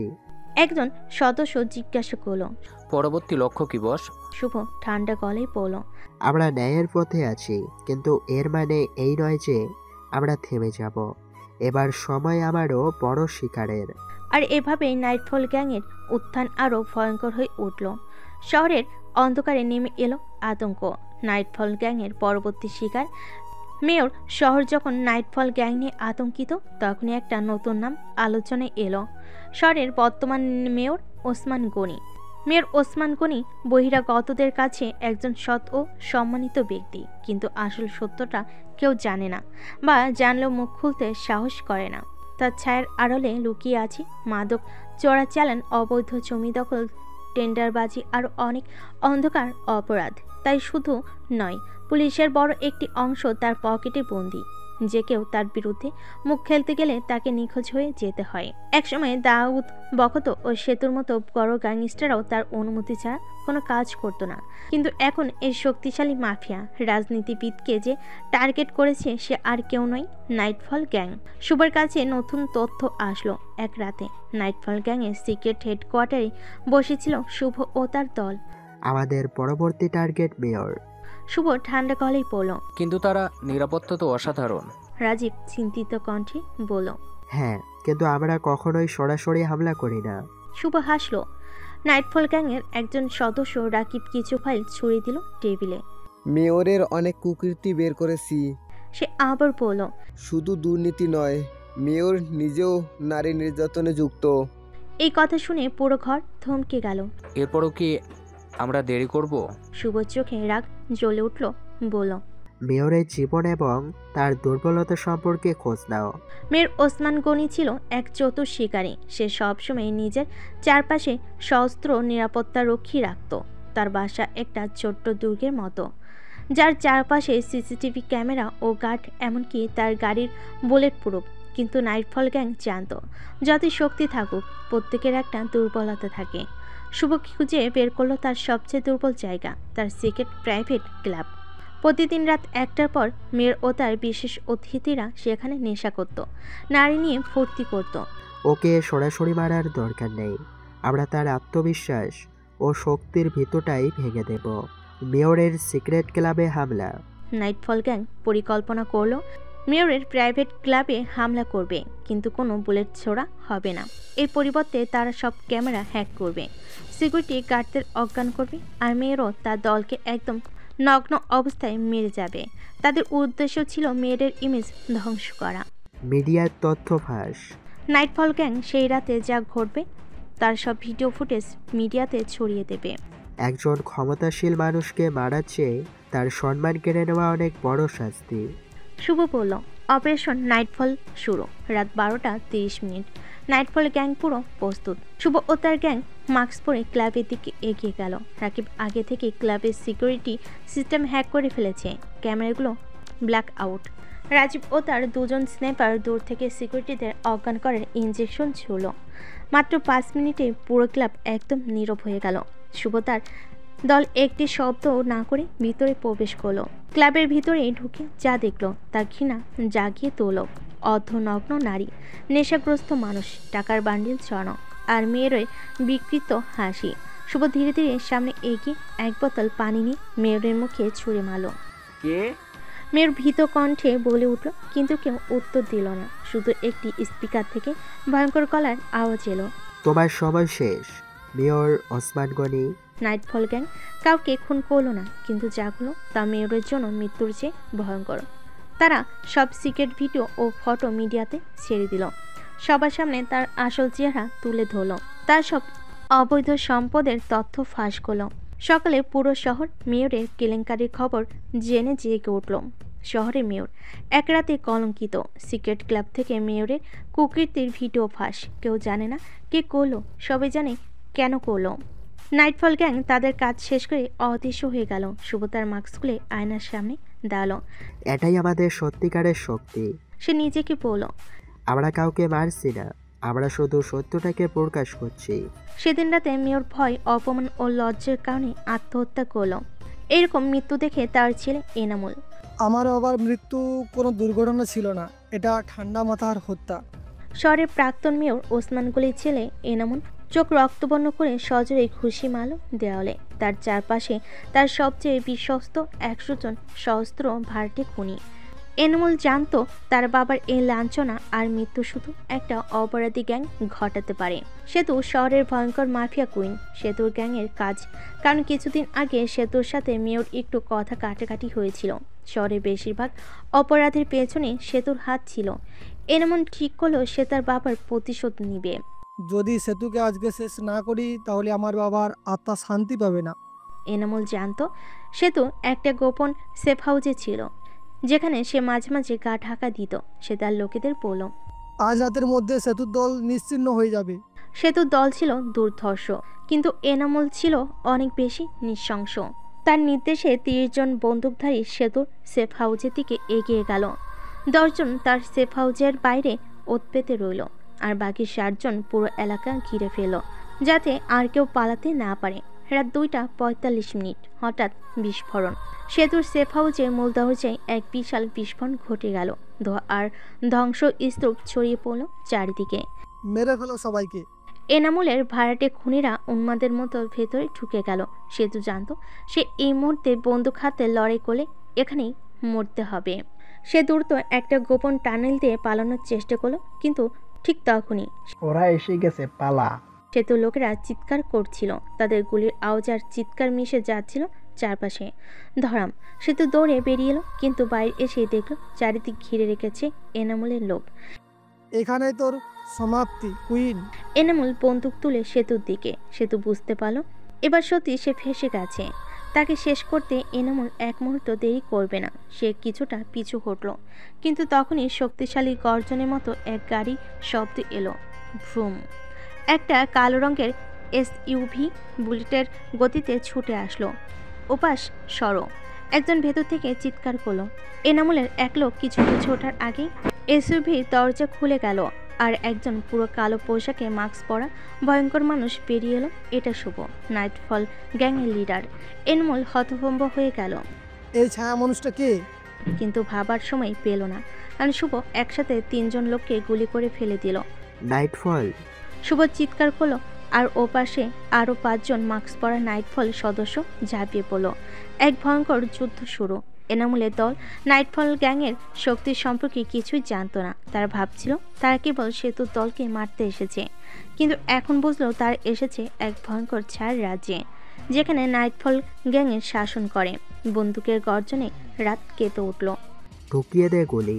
শুভ চিৎকার করলো, আর নাইটফলের একজন স্নাইপার বিল্ডিংয়ের ছাদ থেকে পরপর 7 জনকে হেডশট মারল। এনামুল পাগলের মতো চিৎকার করলো, এই ছায়ার দলটা আসলে কে? কিন্তু কেউ উত্তর দিল না। শুধু মৃত্যুর প্রতিধ্বনি ছড়িয়ে পড়ল। সেতু শুভ আর মুখোমুখি সত্য গোলাগুলি চলতেই থাকলো। সেতু জানতো সে এই মুহূর্তে বেঁচে আছে শুধু নাইটফল গ্যাংয়ের জন্য। সে শুভর দিকে তাকালো, কিন্তু শুভ তখনও তার মুখোশ পরেছিল। তুমি কে? সেতু ফিসফিস করে বলল, কিন্তু শুভ কোনো উত্তর দিল না। এনামুল তখনও লড়াই করছিল, কিন্তু তার লোকেরা একে একে পালাচ্ছিল। এই গ্যাং, এই ছায়ার দলকে কেউ হারাতে পারবে না। এনামুল তার বন্দুক ফেলে দিল। নাইটফল গ্যাং বুঝতে পারল এনামুল পালাতে চাইছে। শুভ চট করে একটা ছোট ডিভাইস বের করলো। এটা একটা রিমোট বিস্ফোরক। সে এক মুহূর্ত দেরি করলো না, শুধু একটা বাটন টিপলো, আর একটা বিস্ফোরণ। বুম! এনামুলের এক্সিট রুট সম্পূর্ণ উড়ে গেল। সে ধাক্কা খেয়ে মাটিতে পড়ে গেল। শুভ ধীরে ধীরে এগিয়ে এলো, তার হাতে একটা ছোট্ট ছুরি। সে কেবল ফিস ফিস করে বলল, আমার কাজ শেষ হয়নি। এনামুল চিৎকার করলো, কিন্তু কেউ তাকে বাঁচাতে আসলো না।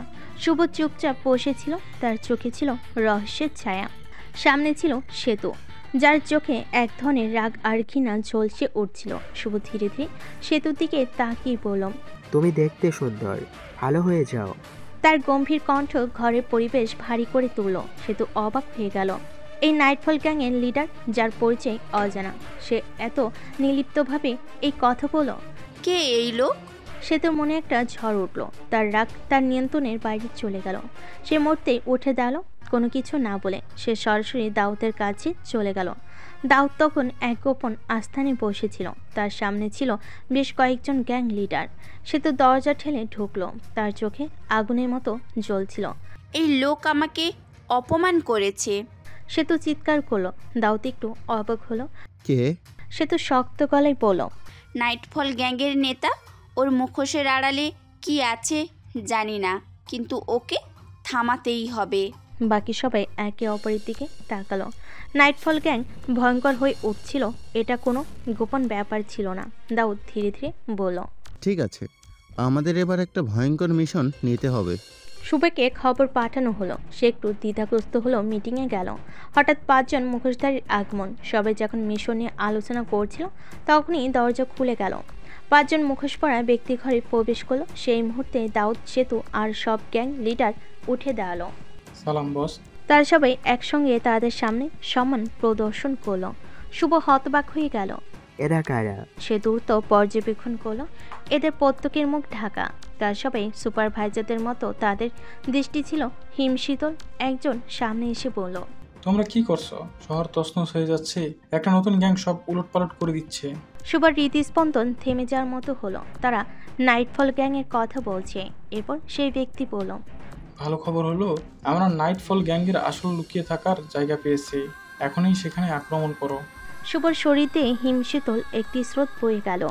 তাহলে এবার আমাকে আবার নিজের দলের বিরুদ্ধে যেতে হবে। এটা ভেবে তার শ্বাস ভারী হয়ে এলো। তার মুখের অভ্যন্তরে কিছু বলার শক্তিও রইল না। একটা জিনিস পরিষ্কার ছিল, নাইটফল গ্যাংয়ের সামনে সবচেয়ে বড় বিপদ এসে গেছে। শুভ চুপ করে দাঁড়িয়েছিল। তার চোখ ধীরে ধীরে কার হয়ে উঠছিল। এটা কিভাবে সম্ভব? যে গ্যাং সে নিজে তৈরি করেছে, যে গ্যাং শহরের সমস্ত অপরাধীদের ভয় দেখিয়েছে, আজ সেই নাইটফল গ্যাংয়ের বিরুদ্ধে তাকেই নামতে হবে। শুভ বুঝতে পারছিল এটা একটা ফাঁদ। তার মস্তিষ্ক দ্রুত কাজ করতে লাগলো। সে তার দলের লোকেদের উপর বিশ্বাস রাখত, কিন্তু এখন কি করা উচিত? নাইটফল গ্যাংয়ের ধ্বংস নাকি পুনর্জন্ম? শুভ বুঝতে পারছিল এটা তার জীবনের সবচেয়ে কঠিন সময়। যদি সে একটু ভুল করত তাহলে আজই তার শেষ দিন হতে পারত। সে দ্রুত তার বিশেষ এনক্রিপ্টেড ডিভাইস বের করলো। তার হাত দ্রুত চালাতে লাগলো। SMS sent. বন্ধু, তৈরি কর এবং জায়গা ত্যাগ কর। আমাদের রাস্তার খবর পেয়ে গেছে। এই মেসেজ পাওয়ার সাথে সাথে নাইটফল গ্যাংয়ের সদস্যরা বুঝে গেল কি করতে হবে। তার সঙ্গে সঙ্গে তাদের অস্ত্র, অর্থ, গুরুত্বপূর্ণ নথিপত্র আর সব কিছু গায়েব করা শুরু করলো। কিন্তু একটা ফাঁদ তৈরি করাও দরকার ছিল। তারা ফাঁকা আস্থানে কিছু দামি লাশ রেখে দিল এবং ভয়ঙ্কর বিস্ফোরণের ব্যবস্থা করলো। শুভর চূড়ান্ত চাল, নিজেকে মৃত দেখানো। শুভ জানতো সে যদি এখান থেকে বেরিয়ে যেতে চাই তাহলে নিজেকে মৃত দেখাতে হবে। তাই সে নিজের জন্য একটা ফাঁদ তৈরি করলো। বিস্ফোরণের সময় সে একটা গোপন সুড়ঙ্গে নেমে গেল, যেটা আগে থেকেই তৈরি ছিল। আমন্ত্রণের ভয়ঙ্কর রাত, গভীর রাত, চারিদিক নীরব। তবে এই নীরবতা বেশি সময় থাকলো না। বুম! হঠাৎ একটা বিকট শব্দ। গুদামের ভেতরে বিশাল বিস্ফোরণ হলো। আগুন আকাশ ছুঁয়ে গেল। দাউদ, সেতু এবং বাকি সব মাফিয়ারা বসে সবাই চমকে উঠল। সেতু চিৎকার করে উঠল, এটা কি হলো? দাউদের চোখ রাগে জ্বলছিল। এরা আমাদের ফাঁদে ফেলেছে। বিস্ফোরণের পরই চারিদিকে স্মোক গ্রেনেড ফাটতে লাগলো। সবাই কিছুই দেখতে পাচ্ছিল না। ঠিক তখনই কিছু ভয়ঙ্কর ফাঁদ সক্রিয় হয়ে গেল। কিছু জায়গায় মাইন পাতা ছিল, মাফিয়াদের অনেক সৈন্য মারা গেল। কিছু জায়গায় লেজার ট্রিপ ছিল, একজন ভুল করেই গুলি ছুটে আসছিল। কিছু জায়গায় ফাঁদ ছিল, সেখানে ঢুকলেই স্টিলের দরজা বন্ধ হয়ে যেত। পুরো জায়গাটা যেন একটা মৃত্যুকূপে পরিণত হয়েছিল। সবাই ভেবেছিল শুভ মারা গেছে। বিস্ফোরণের পরে কিছু লাশ পাওয়া গেল, যাদের মধ্যে একটাতে শুভর পোশাক ছিল। সেতু সামনে গিয়ে দেখলো, তার চোখ বড় হয়ে গেল। শুভ মৃত? দাউদ গভীরভাবে ভাবতে লাগলো, তারপর বলল, আমরা জিতে গেছি, নাইটফল গ্যাং শেষ। কিন্তু তার জানতো না আসল শুভ এখনো বেঁচে আছে। মাটির নিচে জন্ম নিচ্ছে এক নতুন পরিকল্পনা। শুভ তখন মাটির নিচের গোপন সুড়ঙ্গে লুকিয়েছিল। তার চোখে ভয় ছিল না, বরং একটা তৃপ্তির হাসি ফুটে উঠল। শুভর নতুন আশ্রয়, অন্ধকারের গভীরে পরিকল্পনা। বিস্ফোরণের ধোঁয়া, আতঙ্ক আর মৃত্যু পার হয়ে শুভ তার নতুন আস্থানেই পৌঁছালো। এটা ছিল এক পরিত্যক্ত ফ্যাক্টরি, যেখানে আগে অস্ত্র তৈরি হতো। এখন এটা নাইটফল গ্যাংয়ের নতুন ঘাঁটি। শুভর মনে একটাই প্রশ্ন, ওই 5 জন আসলে কারা? শুভ জানতো দাউদ আর সিতু সবচেয়ে বড় ভয় পায় এই 5 জনকে। তার এসে সবাইকে সালাম দিল। এর মানে একটাই, এই 5 জন পুরো মাফিয়া দুনিয়ার আসল চালক। কিন্তু কারা তারা? কেন তারা মুখ ঢেকে রাখে? শুভ গভীরভাবে ভাবতে লাগলো। পুরনো ইতিহাস খোঁজা। শুভ তার ডাটা হ্যাকার মায়াকে ডেকে পাঠালো। আমার এই 5 জন সম্পর্কে সব খোঁজ লাগবে। মায়া কিছুক্ষণ কম্পিউটার টাইপ করলো, তারপর বলল, ভাই এদের তথ্য প্রায় নেই, কিন্তু একটা সূত্র পেয়েছি। শহরের অতীতের ইতিহাস। 20 বছর আগে শহরের সবচেয়ে বড় মাফিয়া বসদের মধ্যে এক ভয়ঙ্কর যুদ্ধ হয়েছিল। তখন শহর শাসন করত 5টি আলাদা গ্যাং।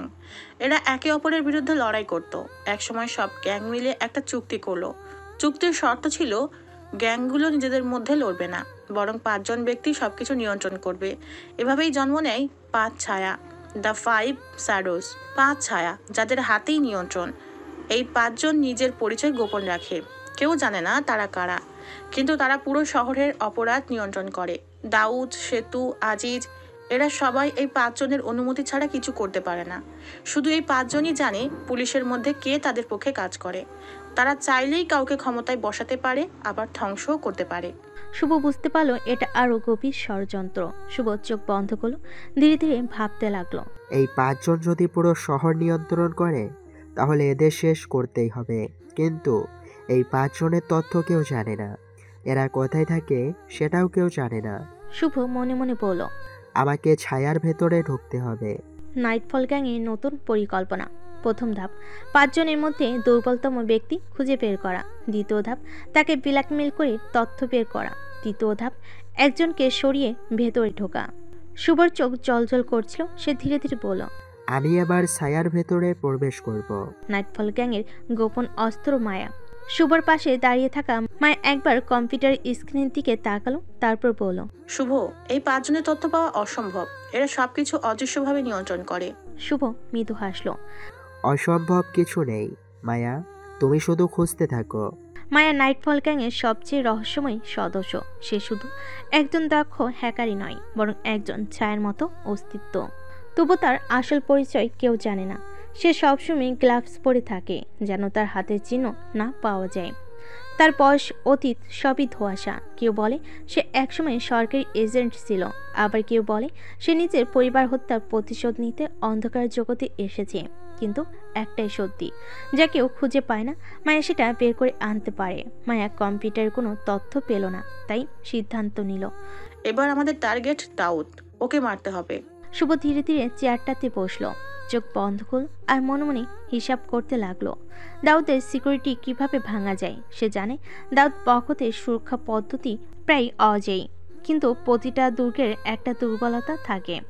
দাউদের সিকিউরিটি বিশ্লেষণ। প্রধান ঘাঁটি, শহরের সবচেয়ে সুরক্ষিত বিল্ডিং, যেখানে automated security system, laser scanner এবং 24/7 আর্মড গার্ড রয়েছে। গোপন টানেল, জরুরি অবস্থায় পালানোর জন্য একাধিক আন্ডারগ্রাউন্ড টানেল রয়েছে। স্নাইপার টাওয়ার, বিল্ডিংয়ের আশেপাশে 4টি স্নাইপার টাওয়ার, যেখানে সবসময় অস্ত্রধারী গার্ড মোতায়েন থাকে। ড্রোন নজরদারি, রাতে বিল্ডিংয়ের চারপাশে ড্রোন পেট্রোল চলে, যাতে কেউ লুকিয়ে প্রবেশ করতে না পারে। ভিতরে বিশ্বাসযোগ্য লোক, দাউদের লোকেরা অন্ধের মতো তার প্রতি বিশ্বস্ত। পরিকল্পনা, ছায়া অপসারণ মিশন। প্রথম ধাপ, বিভ্রান্ত তৈরি করা। মায়া দাউদের ড্রোন সিস্টেম হ্যাক করবে এবং ভুল সিগন্যাল পাঠাবে, যেন তারা মনে করে কেউ ভেতরে প্রবেশ করেছে। ফলে গার্ডদের বেশিরভাগ বাহিনী অন্যদিকে ছুটবে। দ্বিতীয় ধাপ, স্নাইপার অপারেশন। 2 জন স্নাইপার দাউদের প্রধান ঘাঁটির আশপাশে 2টি টাওয়ারে চুপিচারে অবস্থান নেবে। একবার সংবাদ পেলে তারা দুদিক থেকে একসঙ্গে হামলা চালিয়ে দাউদের স্নাইপারদের সরিয়ে ফেলবে। এই হামলা হবে স্প্রে শট স্টাইলে, অর্থাৎ একসঙ্গে একাধিক টার্গেট ধ্বংস। প্রধান বিল্ডিংয়ের প্রবেশ, গোপন টানেলের একটি প্রবেশপথ চিহ্নিত করা হয়েছে। নাইটফল গ্যাংয়ের সদস্যরা সাইলেন্সার লাগানো অস্ত্র নিয়ে ভিতরে প্রবেশ করবে। তাদের লক্ষ্য নিঃশব্দ হত্যা, কেউ যেন টের না পায়। চতুর্থ ধাপ, বিস্ফোরণের জাল মায়ের সিকিউরিটি সিস্টেমকে ধ্বংস করার জন্য বিল্ডিংয়ে বিভিন্ন স্থানে রিমোট ডেটোনেটর বসাবে। এতে করে একবার হামলা শুরু হলে পুরো বিল্ডিং ধোঁয়ায় ভরে যাবে, ফলে কেউ সহজে পালাতে পারবে না। পঞ্চম ধাপ, মূল টার্গেট দাউদ ও তার সঙ্গীরা। শুভ নিজে দাউদের কক্ষে যাবে, মায়ের আগে থেকে তার ফোন হ্যাক করবে যাতে সে কারোর সঙ্গে যোগাযোগ করতে না পারে। তারপর নাইটফল গ্যাং একে একে সবাইকে শেষ করবে। চূড়ান্ত ধ্বংস। এই পরিকল্পনা সফল হলে দাউদের পুরো গ্যাং শেষ হয়ে যাবে। পরিকল্পনা অনুযায়ী আক্রমণ শুরু করা হলো। সন্ধ্যা 7টা। দাউদের বিল্ডিংয়ের চারপাশে কালো ছায়ার মতো ছড়িয়ে পড়ল নাইটফল গ্যাং। শুভ মুখে কালো মাস্ক পরে ধীর পায়ে হেঁটে এলো, পেছনে তার 5 জন ঘাতক। আজ রক্ত ঝরবে। শুভ ফিসফিস করে বলল, তার চোখে ধ্বংসের নেশা জ্বলছিল। প্রথম আঘাত, নিশ্চিত নিরাপত্তা ধ্বংস। স্নাইপার টাওয়ারে 2টি গুলি, একটা গুলি সোজা এক স্নাইপারের কপালে, আরেকটি গুলি গলার ভেতর দিয়ে বেরিয়ে গেল। তারা বোঝার আগেই 2 স্নাইপার নিথর হয়ে পড়ল। মায়া ইতিমধ্যে হ্যাক করে ড্রোনের সিকিউরিটি সিস্টেম বন্ধ করে ফেলেছে। সামনে দরজায় দাঁড়িয়ে থাকা 2 জন গার্ড 1 সেকেন্ডের মধ্যেই নিঃশব্দে মাটিতে লুটিয়ে পড়ল। গলায় ছুরি বসিয়ে দিয়েছে নাইটফলের একজন সদস্য। শুভ আর তার দল বিল্ডিংয়ে ঢুকতে ভেতরে থাকা দাউদের লোকেরা বুঝতে পারল কিছু একটা ভুল হচ্ছে। তার এখানে আক্রমণ করো। হঠাৎ করেই চারপাশে গুলি ছুটে চলল। একজন নাইটফল সদস্য সামনে টেবিলের পেছনে লাফিয়ে পড়ে ডাবল পিস্তল বের করলো। দুপাশে 2 গার্ডের দিকে তাক করে টিকার টানলো। তাদের একজনের মাথায় অর্ধেক উড়ে গেল, আর একজনের বুক চেপে ধরে হাঁটুকেই বসে গেল। তার গলা দিয়ে রক্ত গলগল করে বের হচ্ছিল। শুভ একজনের পেটে ছুরি বসিয়ে দিল, তারপর লাথি মেরে সরিয়ে দিল। সে গার্ড পেছনে গিয়ে দেওয়ালে আছড়ে পড়ল, তার মুখ দিয়ে রক্ত গড়িয়ে নামছিল। আরেক গার্ড দৌড়ে এসে শুভর দিকে গুলি ছুটছিল, কিন্তু শুভ চটজলদি বাঁ দিকে সরে গিয়ে মাথার উপর দিয়ে গুলি চলে যেতে দিল। বড্ড ধীর। শুভ ফিসফিস করে পড়ল এবং 1 সেকেন্ডের ভেতর গার্ডের কপালের মাঝখানে গুলি করলো। গার্ডের শরীর ধপাস করে মাটিতে পড়ে গেল, চোখ দুটো অবাক হয়ে খোলা রয়ে গেল। দাউদের পালানোর চেষ্টা, কিন্তু দাউদ এখনও জানত না পুরো বিল্ডিং ধ্বংসের মুখে। সে তার সিক্রেট এসকেপ টানেল দিয়ে পালানোর চেষ্টা করলো, কিন্তু নাইটফলের একজন সদস্য আগে সেখানে একটা ভয়ঙ্কর বিস্ফোরক বসিয়ে রেখেছিল। দাউদ দরজা খুলতে না খুলতেই বিস্ফোরণ, এক বিশাল আগুনের ঢেউ পুরো করিডর কাঁপিয়ে দিল। দাউদ পেছনে ছিটকে পড়ল, তার কপাল থেকে রক্ত গড়িয়ে নামছিল। শুভ ধীরে ধীরে তার দিকে এগিয়ে গেল, পিস্তল তুলে ধরল। শেষ কথা বলবি? শুভ জিজ্ঞেস করলো ঠান্ডা গলায়। দাউদ চোখ লাল করে তাকিয়ে বলল, তুই জানিস না তুই কাদের সঙ্গে লড়াই করেছিস? দাউদ আচমকা কোমর থেকে একটা বন্দুক বের করলো। সে গুলি ছুঁল, কিন্তু শুভ দ্রুত পাশ কাটিয়ে গেল। শুভ সামনে ঝাঁপিয়ে দাউদের হাত ধরে মুচড়ে দিল। বন্দুকটা নিচে পড়ে গেল, তারপর এক ঘুষিতে দাউদের নাক ভেঙে দিল। দাউদ মাটিতে পড়ে গেল, রক্তে ভেসে যেতে লাগলো। দাউদ বক্ত শেষ। নাইটফল গ্যাং তাকে জীবিত ধরে ফেলেছে। শুভ ও তার দল তাকে দড়িতে বেঁধে অবচেতন করে ফেলল। তারপর একদম চুপচাপ দাউদকে নিয়ে বিল্ডিং থেকে বেরিয়ে গেল। তাদের রেখে যাওয়া বিস্ফোরক একের পর এক ফাটতে লাগলো। একটা পুরো বিল্ডিং রক্তে ধোয়া আর আগুনের সমুদ্র হয়ে উঠল। শুভ ধীরে ধীরে গাড়ির জানালা দিয়ে পুড়ে যাওয়া বিল্ডিংয়ের দিকে তাকালো। তার পাশে অবচেতন অবস্থায় পড়ে আছে দাউদ বখত। এখন তোর রাজত্ব শেষ, সময় হলো হিসাব নেবার। শুভ তার ঠোঁটে এক রহস্যময় হাসি ছড়িয়ে দিল। নাইটফল গ্যাং ইতিহাসের সবচেয়ে ভয়ঙ্কর খেলা শুরু করেছে। অন্ধকার রুম, চোখের উপর কাপড় বাঁধা, হাত পা চেয়ারের সঙ্গে শক্ত করে বাঁধা। দাউদ ধীরে ধীরে জ্ঞান ফিরে পেল। মাথাটা ঝিমঝিম করছিল, শরীরের প্রতিটা পেশিতে যেন আগুন ধরেছে। হঠাৎ কানের কাছে এক গম্ভীর কণ্ঠস্বর, ওদের নাম বল। দাউদ মাথা তুলতে গেল, কিন্তু পারল না। হাত পায়ের বাঁধন এত শক্ত ছিল যে একটু নড়চা করতেই মনে হলো হাড় ভেঙে যাবে। শাস্তির শুরু, যন্ত্রণার প্রথম ধাপ। দাউদ নীরব। শুভ সামনে এগিয়ে এলো, হাতে একটা ছোট্ট ছুরি চকচক করছিল। বলবি, না হলে একে একে সব অঙ্গ হারাবি। দাউদ মুখ চেপে রাখলো। চমক। শুভ ছুরিটা ধীরে ধীরে দাউদের হাতের তর্জনী আঙ্গুলের উপর রাখলো, তারপর ঠান্ডা গলায় বলল, শেষবার জিজ্ঞেস করলাম, ওরা 5 জন কারা? দাউদ এবারও চুপ। প্রথম রক্ত ঝরল, ছুরির ফল ধীরে ধীরে চামড়ার ভেতর ঢুকতে লাগলো। রক্ত গড়িয়ে পড়ল। দাউদের সারা শরীর কেঁপে উঠল। আর দাউদ চিৎকার করে উঠল। শুভ এবার ধীরে ধীরে তর্জনী আঙ্গুলটা কেটে ফেলল। দাউদ যন্ত্রণায় পাগলের মতো চিৎকার করতে লাগলো। দ্বিতীয় ধাপ, শরীর হাড় ভাঙ্গার খেলা। দাউদের হাঁটুতে একটা লোহার রড বসিয়ে দিল নাইটফল দলের একজন। গ্যাঞ্জো একটা শক্ত লাথি হাঁটুতে পড়তেই হাড় গুঁড়ো হয়ে গেল। দাউদ মাটিতে পড়ে যেতে চাইলে কিন্তু চেয়ার বাঁধা ছিল। শুভ ধীরে ধীরে তার কানে ফিসফিস করল, তোর জন্য এইটাই ট্রেলার, যদি না বলিস তোকে ধীরে ধীরে শেষ করব। তৃতীয় ধাপ, বিদ্যুতের শক। দাউদের বুকে ইলেকট্রিক ক্ল্যাম্প বসিয়ে দেওয়া হলো। বজ্র একটা শক্তিশালী বিদ্যুতের ধাক্কা তার সারা শরীর কাঁপিয়ে তুলল। তার চোখ উল্টে যেতে লাগলো, পুরো শরীর ধনুকের মতো বাঁকা হয়ে গেল। এবার দ্বিতীয় শক দেওয়া হলো। এবার দাউদ পুরোপুরি কেঁপে উঠল, মুখ দিয়ে ফেনা বের হতে লাগলো। শেষ ধাপে দাউদ ভেঙে পড়ল, তার শরীর কাঁপছিল, শ্বাস নিতে কষ্ট হচ্ছিল। বল কারা ওরা 5 জন? দাউদের চোখে আতঙ্ক। তাকে আরেকটা শক দেওয়ার আগে সে কাঁপতে কাঁপতে বলে উঠল। দাউদ বক্ষত যন্ত্রণায় কাঁপছিল, তার সারা শরীর রক্তে ভেসে যাচ্ছিল। তার চোখে ছিল আতঙ্ক, কণ্ঠে কাঁপুনি। শুভ ধীরে ধীরে তার মুখের কাছে ঝুঁকে বলল, ওদের নাম বল।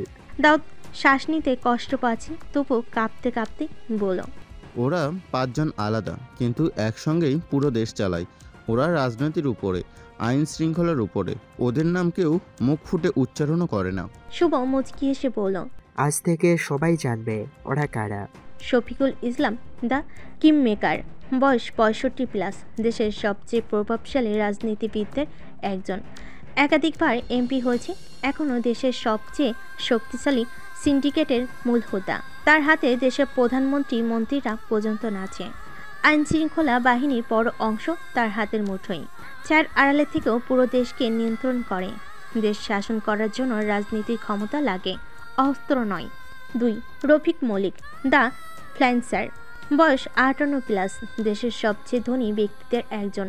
তার মালিকানায় 20+ কোম্পানি, ব্যাংক ও আন্তর্জাতিক বিনিয়োগ ফার্ম।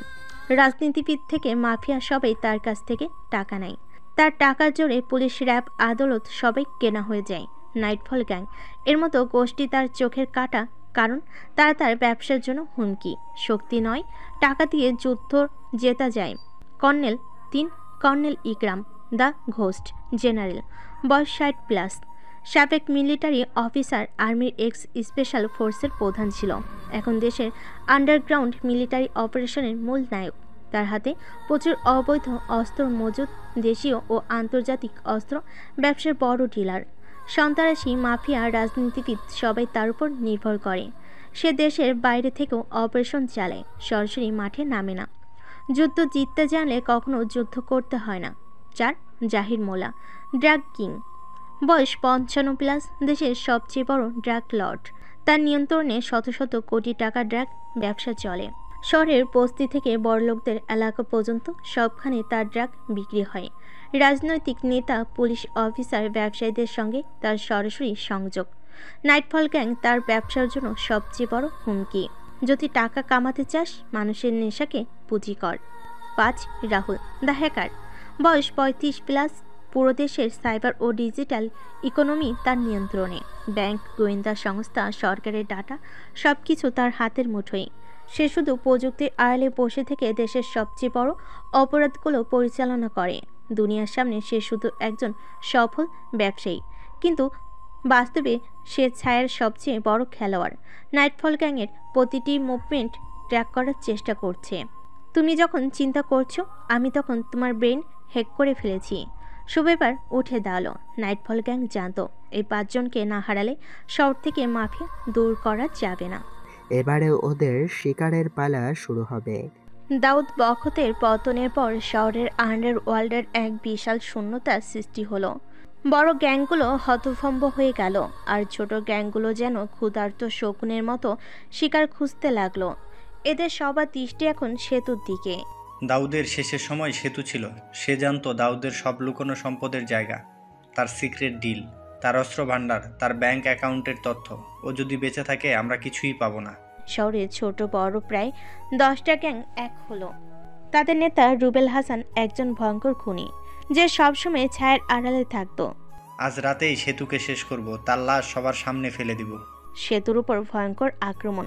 রাত 2টা। সেতু তার এক গোপন আস্থানে বসে দাউদের জায়গা দখল করার প্ল্যান করছিল। কিন্তু ঠিক তখনই বাইরে থেকে গুলির আওয়াজ এলো। গেট উড়ে গেল। সেতু দেহরক্ষীরা হতবাক। বাইরে 50 জনের বেশি অস্ত্রধারী গ্যাংস্টার দাঁড়িয়ে আছে। সেতু, তোর সময় শেষ। আজ তোর রাজত্ব ধ্বংস হবে। এক মুহূর্ত দেরি না করে গোলাগুলি শুরু হলো। সেতুর লোকজন পাল্টা গুলি চালালো, কিন্তু সংখ্যা কম থাকায় তারা একের পর এক পড়তে লাগলো। সেতু বুঝতে পারল এবার তার পালানোর সময় এসেছে। সে দ্রুত গোপনে টালান দিয়ে বের হতে লাগলো, কিন্তু ঠিক তখনই পেছন থেকে রুবেল হাসান এসে তার সামনে দাঁড়িয়ে গেল। এত সহজে পালাতে দেব না কুইন। সেতুর হাতে তখন শুধু একটা পিস্তল ছিল, কিন্তু রুবেল আর তার 10 জন গ্যাং মেম্বার তাকে ঘিরে ফেলল। তখনই শুভর ভয়ঙ্কর এন্ট্রি। একটা ব্ল্যাক এসইউভি গর্জে উঠল। গাড়ির দরজা খুলে গেল, আর ধোয়ার ভেতর থেকে ধীরে ধীরে একটা কালো কোট পরা লোক বের হয়ে এলো। তার চোখে আগুন, হাতে 2টা মেশিন গান। একে রে? 1 সেকেন্ডের মধ্যে 20 জন গ্যাং মেম্বার লাশ হয়ে গেল। রুবেল হতবাক। লোকটা ধীরে ধীরে পড়ল, লিডার অফ নাইটফল গ্যাং। তুই কে? সেতুর মুখ ফ্যাকাশে হয়ে গেল। এরপর শুভ, তারপর সেই সিনেপারদের ইশারা দিল। তৎক্ষণিক বিল্ডিংয়ের ছাদ থেকে সাইলেন্সার বন্দুকের আওয়াজ। সব বেঁচে থাকা গ্যাং মেম্বার লুটিয়ে পড়ল। রুবেল দৌড় দিতে লাগলো। শুভ এক গুলিতে তার হাঁটু উড়িয়ে দিল। রুবেল কাঁপতে কাঁপতে বলল, প্লিজ আমাকে মেরো না। শুভ তার সামনে গিয়ে দাঁড়ালো, চোখে রক্তচক্ষু। আমি ধর্ষকদের বাঁচতে দেই না। সে ছুরি বের করলো আর এক আঘাতে রুবেলের গলা কেটে দিল। রুবেলের শরীর মাটিতে লুটিয়ে পড়ল। সে তো এতক্ষণ চুপচাপ দাঁড়িয়েছিল। তুই আসলেই কে? শুভ ধীরে ধীরে তার দিকে এগিয়ে গেল, তার কোমর জড়িয়ে ধরলো আর বলল, এখন থেকে তুই আমার সাথে চলবি। সে তো হতবাক। কোথায়? শুভ ঠান্ডা কণ্ঠে বলল, আমার রাজ্যে। তারপর সে সেতুকে কোলে তুলে নিল আর গাড়ির দিকে হাঁটতে লাগলো। শহরের সমস্ত গ্যাং নাইটফল গ্যাং ধ্বংস করে দিয়েছে। দাউদ নেই। ছোট ছোট গ্যাংগুলো নিশ্চিহ্ন, শুধু রয়ে গেছে রাঘব বোয়াল 5 জন। তারা এতদিন থেকে গেছে ছায়ার আড়ালে। তারা ভয় পাচ্ছে না, কারণ তারা জানে তাদের স্তরে বোঝানো অসম্ভব। কিন্তু শুভ জানে অসম্ভব বলে কিছু নেই সেতুকে নিয়ে যাওয়া। সেতু ধীরে ধীরে চোখ খুলো। সে নিজেকে দেখলো একটা বিশাল বাগানের মধ্যে। চারপাশে হালকা হলুদ আলো জ্বলছে। শুভ সামনে দাঁড়িয়ে আছে, কালো শার্টের হাতা গুটিয়ে, চোখে মুখে অদ্ভুত এক শক্তির ছাপ।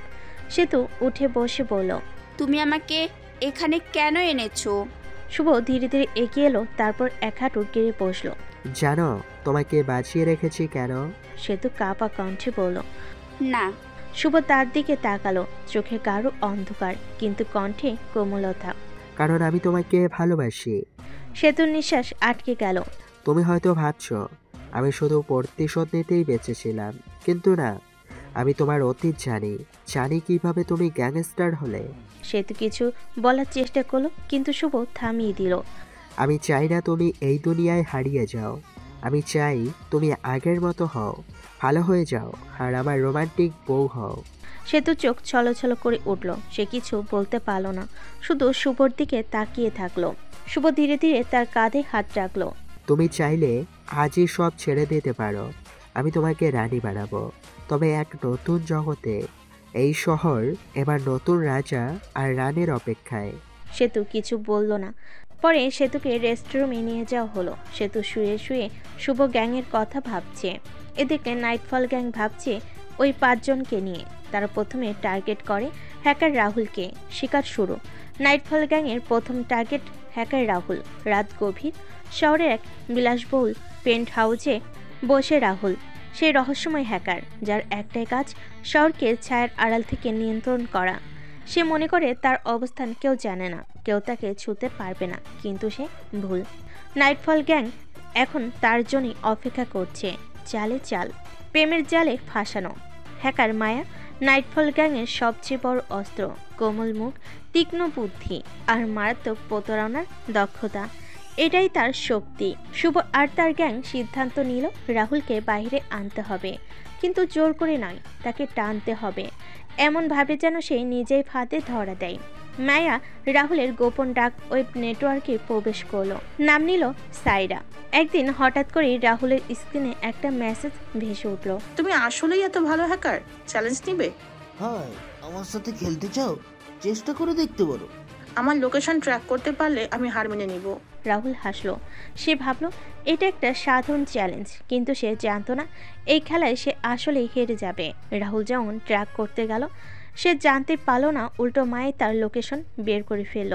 তুমি তো মোটেও ভালো হ্যাকার নও। কি অসম্ভব, তুমি আমার লোকেশন জানো? আমি শুধু তোমার লোকেশন জানি না, আমি তোমার সব কিছু জানি। তুমি কি আমার সাথে দেখা করতে চাও? রাহুল প্রথমে দ্বিধা করলেও তার কৌতূহল তাকে ধীরে ধীরে ফাঁদে ফেলে দিল। সে ভেবেছিল এই মেয়েটা হয়তো হ্যাকিং দুনিয়ায় নতুন রানী হবে। এক রাতে মায়া আর রাহুল প্রথমবার দেখা করলো একটি অভিজাত রেস্টুরেন্টে। মায়া একটি কালো ড্রেস পরে এসেছে, তার চোখে রহস্যের ছাপ। রাহুল একটু নার্ভাস, কিন্তু সে ভাবছে এই মেয়ে সত্যি কি আমার লেভেলের। কিন্তু সে জানতো না এই মুহূর্তে চারপাশ নাইটফল গ্যাংয়ের 4 জন ঘিরে রেখেছে তাকে। তার অপেক্ষায় আছে সঠিক সময়ের। মায়া তার সামনে বসে এক গ্লাস ওয়াইন নিয়ে বলল, তুমি কি জানো আসল হ্যাকারদের কখনো ধরা যায় না? রাহুল হেসে বলল, হ্যাঁ, আমিও ধরা যাব না। তাই নাকি? এক মুহূর্তের মধ্যে রাহুলের শরীর অবশ হতে শুরু করলো। সে বোঝার আগেই সে টেবিলের ওপর পড়ে গেল। মায়া ফিস ফিস করে বলল, তুমি ভুল করেছো রাহুল, তুমি আজ ধরা পড়লে। শিকার শেষ। নাইটফল গ্যাংয়ের হাতে রাহুল। রাহুলের চোখ খুলতে সে দেখল নিজেকে বাঁধা অবস্থায় এক অন্ধকার রুমে। শুভ তার সামনে দাঁড়িয়ে আছে হাতে ছুরি নিয়ে। তো রাহুল, এবার বলো তোমার সাথে যারা আছে তারা কোথায়? রাহুল ভয় পেয়ে গেল। আমি কিছু জানি না, প্লিজ প্লিজ আমাকে ছাড়ো। শুভ হাসলো।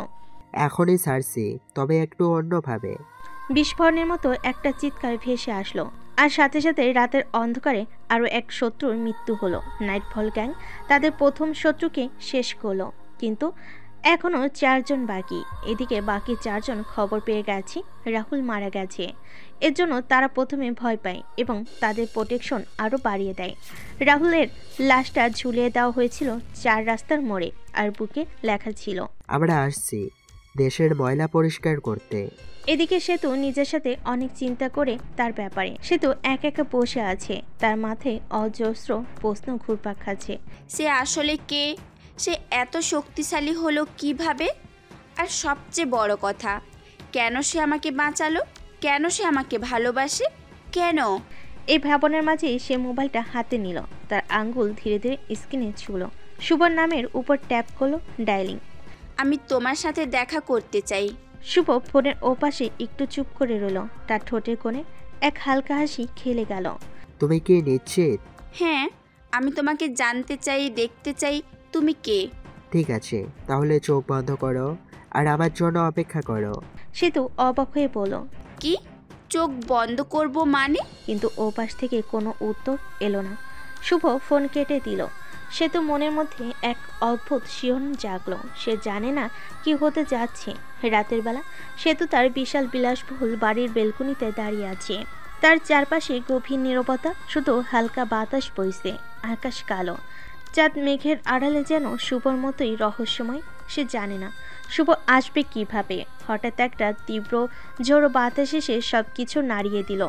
বেলকনির পর্দা উড়ে গেল। পিছন থেকে একটা গভীর কণ্ঠ ভেসে এলো, চোখ খুলতে পারো সেতু। সেতুর শরীর শিরশির করে উঠল। সে ধীরে ধীরে ঘুরে দাঁড়ালো, আর চোখের সামনে যা দেখলো তাতে সে স্তব্ধ হয়ে গেল। তার সামনে দাঁড়িয়ে আছে এক ভয়ঙ্কর তবু অসাধারণ এক পুরুষ। কালো হুড, কালো মাস্ক, কালো গ্লাভস, কিন্তু মাস্কটা ধীরে ধীরে নামিয়ে আনলো সে। এটাই সেই মুহূর্ত, শুভর ফেস রিভিল। তার চোখ ধাঁধানো শার্প, তার মুখে এক আত্মবিশ্বাসী হাসি। তোমার সামনে দাঁড়িয়ে আছি আমি, শুভ। সেতু হতভম্ব হয়ে গেল। এতদিন যার ভয়ঙ্কর উপস্থিতি কেবল ছায়ার মতো ছিল, আর সে তার সামনে দাঁড়িয়ে। তার চেহারা আগুনের মতো দৃঢ়, তবু চোখের গভীরে লুকিয়ে আছে এক নিঃশব্দ ভালোবাসা। সেতুর দ্বন্দ্ব, ভালোবাসা না ভয়। সেতুর চোখে শুভর চোখের সঙ্গে আটকে গেল। তুমি কি সত্যি আমাকে ভালোবাসো? তোমার কি মনে হয় আমি মিথ্যে বলবো?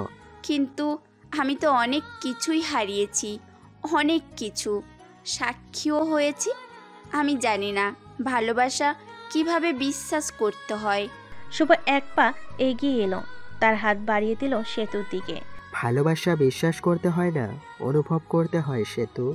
সেতু থরথর করে কাঁপছিল। সে জানে না কেন, ভয় নাকি ভালোবাসা, নাকি দুটোই? কিন্তু শুভ একটা কাজ করলো, সে ধীরে ধীরে সেতুর কপালের ঠিক মাঝখানে তার ঠোঁট ছোঁয়ালো। তোমার সব ভয় আমি দূর করব। সেতু, আমি চাই তুমি আমার হও। সেতুর চোখের কোণে পানি জমে উঠল, তার মন এক ভয়ঙ্কর যুদ্ধের মধ্যে পড়ে গেল। সেতু ধীরে ধীরে শুভর দিকে এগিয়ে গেল, তার চোখে এক অদ্ভুত দৃষ্টি, যেন সে পুরোপুরি হারিয়ে গেছে শুভর মধ্যে। এখন আর কোনো দ্বন্দ্ব নেই, কোনো ভয় নেই। সে অনুভব করছে এটাই তার জীবনের সঠিক সিদ্ধান্ত। শুভ তার হাত বাড়িয়েছিল, সেতু ধীরে ধীরে সেই হাতটি ধরল। এই মুহূর্তে তার হৃদয়ে জোরে ধুকপুক করতেছে, তার মন একে অপরকে পুঁজি করার জন্য প্রস্তুত। তার দুজন একে অপরের দিকে তাকিয়েছিল। শুভ নিজের ঠোঁটে একটি মিষ্টি হাসি এনে সেতুর চোখের মধ্যে গভীরভাবে তাকালো। এটা শুধুই শুরু, আমি তোমাকে হারাতে দেব না সেতু। সেতু শ্বাস টানল, তার বুকের ভেতর অনুভূতি ঝড় উঠল। সে জানে না, কিন্তু তার ভিতরে শুভর প্রতি এক অদৃশ্য আকর্ষণ তৈরি হয়েছে, যা তার আত্মাকে ছুঁয়ে গেছে। আর তখনই সে এক মুহূর্তে শুভর ঠোঁটের দিকে এগিয়ে গেল। একটি মিষ্টি গভীর চুম্বন, সেটি ছিল এক মুহূর্তের, কিন্তু সেই মুহূর্তেই তারা দুজন একে অপরের পৃথিবীতে হারিয়ে গেল। শুভ তার হাত আরো শক্ত করে সেতুকে নিজের দিকে টেনে নিল। এটাই আমাদের শুরু সেতু, আমি তোমাকে আমার পৃথিবী দেখাতে চাই। সেতু ঠোঁটে ঠোঁট মিলে এক গভীর কণ্ঠে বলল, আমি তোমার সঙ্গে আছি শুভ, চলো একসাথে পৃথিবী জয় করি। এভাবেই তাদের গল্প শুরু হলো, এক অন্ধকার আর আলোয় ভরা যাত্রা। পরের দিন মায়ের নতুন শিকারের দুর্বলতা খুঁজে পেয়েছে। জহির মোল্লা বাড়িতে ভয়ঙ্কর আক্রমণ। বিকেল গড়িয়ে রাত নামে এবং শীতল বাতাসে এক ভয়ঙ্কর পরিকল্পনা পোক্ত হয়, যে ছিল ট্র্যাক কিংপিং। তার পোশাক যেমন সুরক্ষিত, তেমনি তার অস্তিত্ব ভয়ঙ্কর। তার বাড়িতে ছিল প্রচুর সেনাবাহিনী, অফিসের একটি সশস্ত্র, পুলিশের একটি সশস্ত্র বাহিনী, এবং সেখানকার পুরো পরিবেশ শুধু একটাই অনুভূতি, অস্তিত্ব বজায় রাখার সংগ্রাম। তবে কিছুই শেষ হয়ে যেতে সময় নেয় না। যখন শুভ আর নাইটফল গ্যাং তাদের পটাশিয়াম গ্লাভস পরে এক ভয়ঙ্কর আক্রমণ পরিচালনা করতে বের হয়, তাদের লক্ষ্য ছিল পরিষ্কার, জহির মোল্লাকে ধ্বংস করা এবং তার রাজ্যের অবসান ঘটানো। শুভ জানত, আক্রমণ যদি সঠিকভাবে পরিচালিত না হয় তবে পুরো অপারেশন ব্যর্থ হতে পারে। তাই সে নিখুঁত পরিকল্পনা করতে শুরু করলো। গ্যাংয়ের 5 জন সদস্য সবাই ছিল বিশেষজ্ঞ, তাদের প্রতিটি পদক্ষেপ ছিল পরিকল্পিত।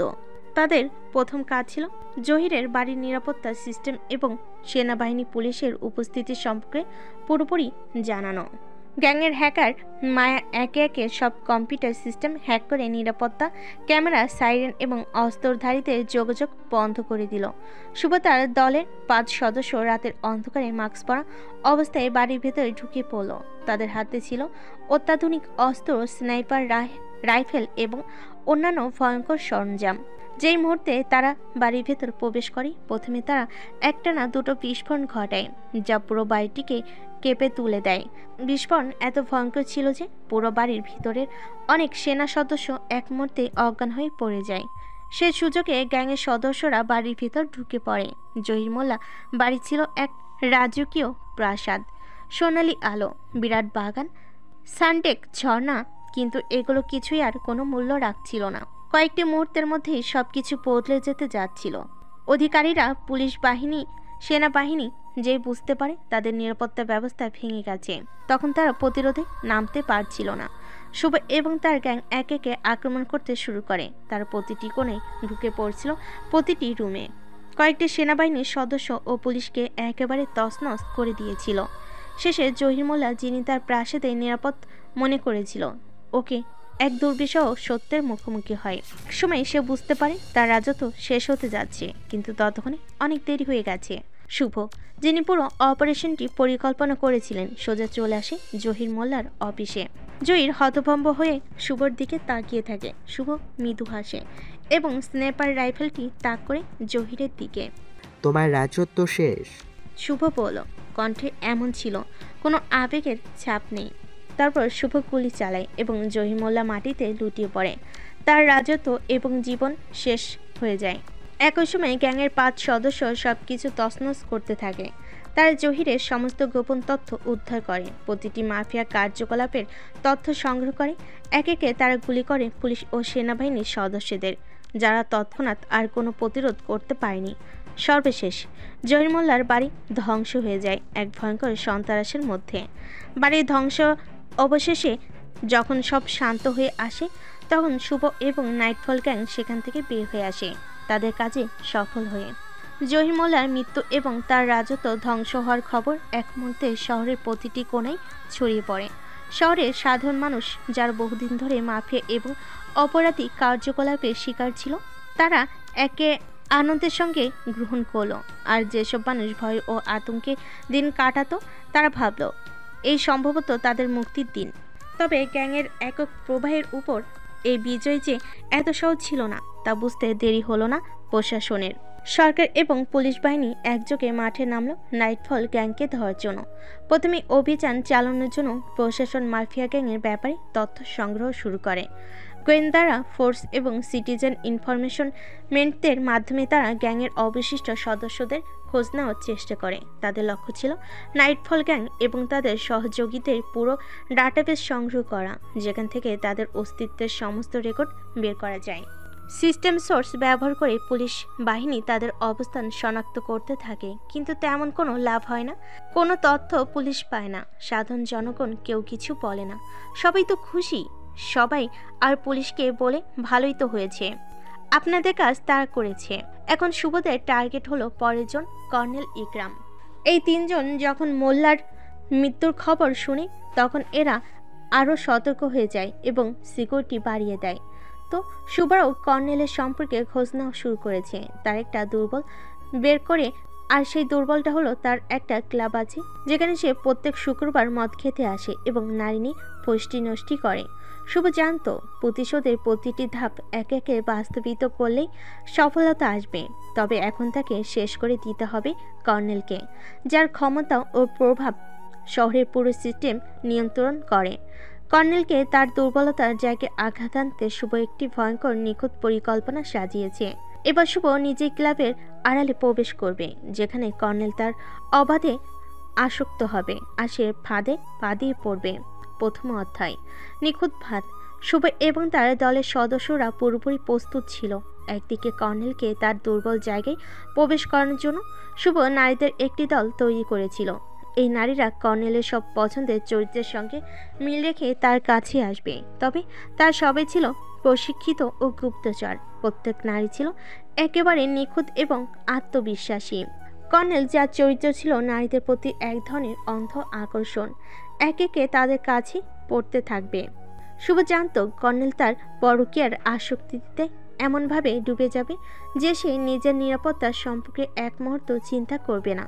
প্রথমে প্রিয়াঙ্কা নামের একটি নারীর মাধ্যমে কর্নেলের কাছে টানা হয়। সে কর্নেলকে এক ধরনের বিশেষ স্নেহ ও প্রলোভন দিল। কিছুদিনের মধ্যেই কর্নেল তার পছন্দের নারীটি বিশ্বাস করতে শুরু করলো। এভাবে একের পর এক নারী তার কাছে পৌঁছাতে থাকে। তবে এসব নারীদের মূল উদ্দেশ্য ছিল কর্নেলকে ধ্বংস করা, না যে প্রেমে পড়ে তার কাছ থেকে কিছু নিতে। তার দুর্বলতাগুলি অনুসন্ধান করে একে একে বের করে নিয়ে আসছিল, যেন একদিন কর্নেল শিকার হয়।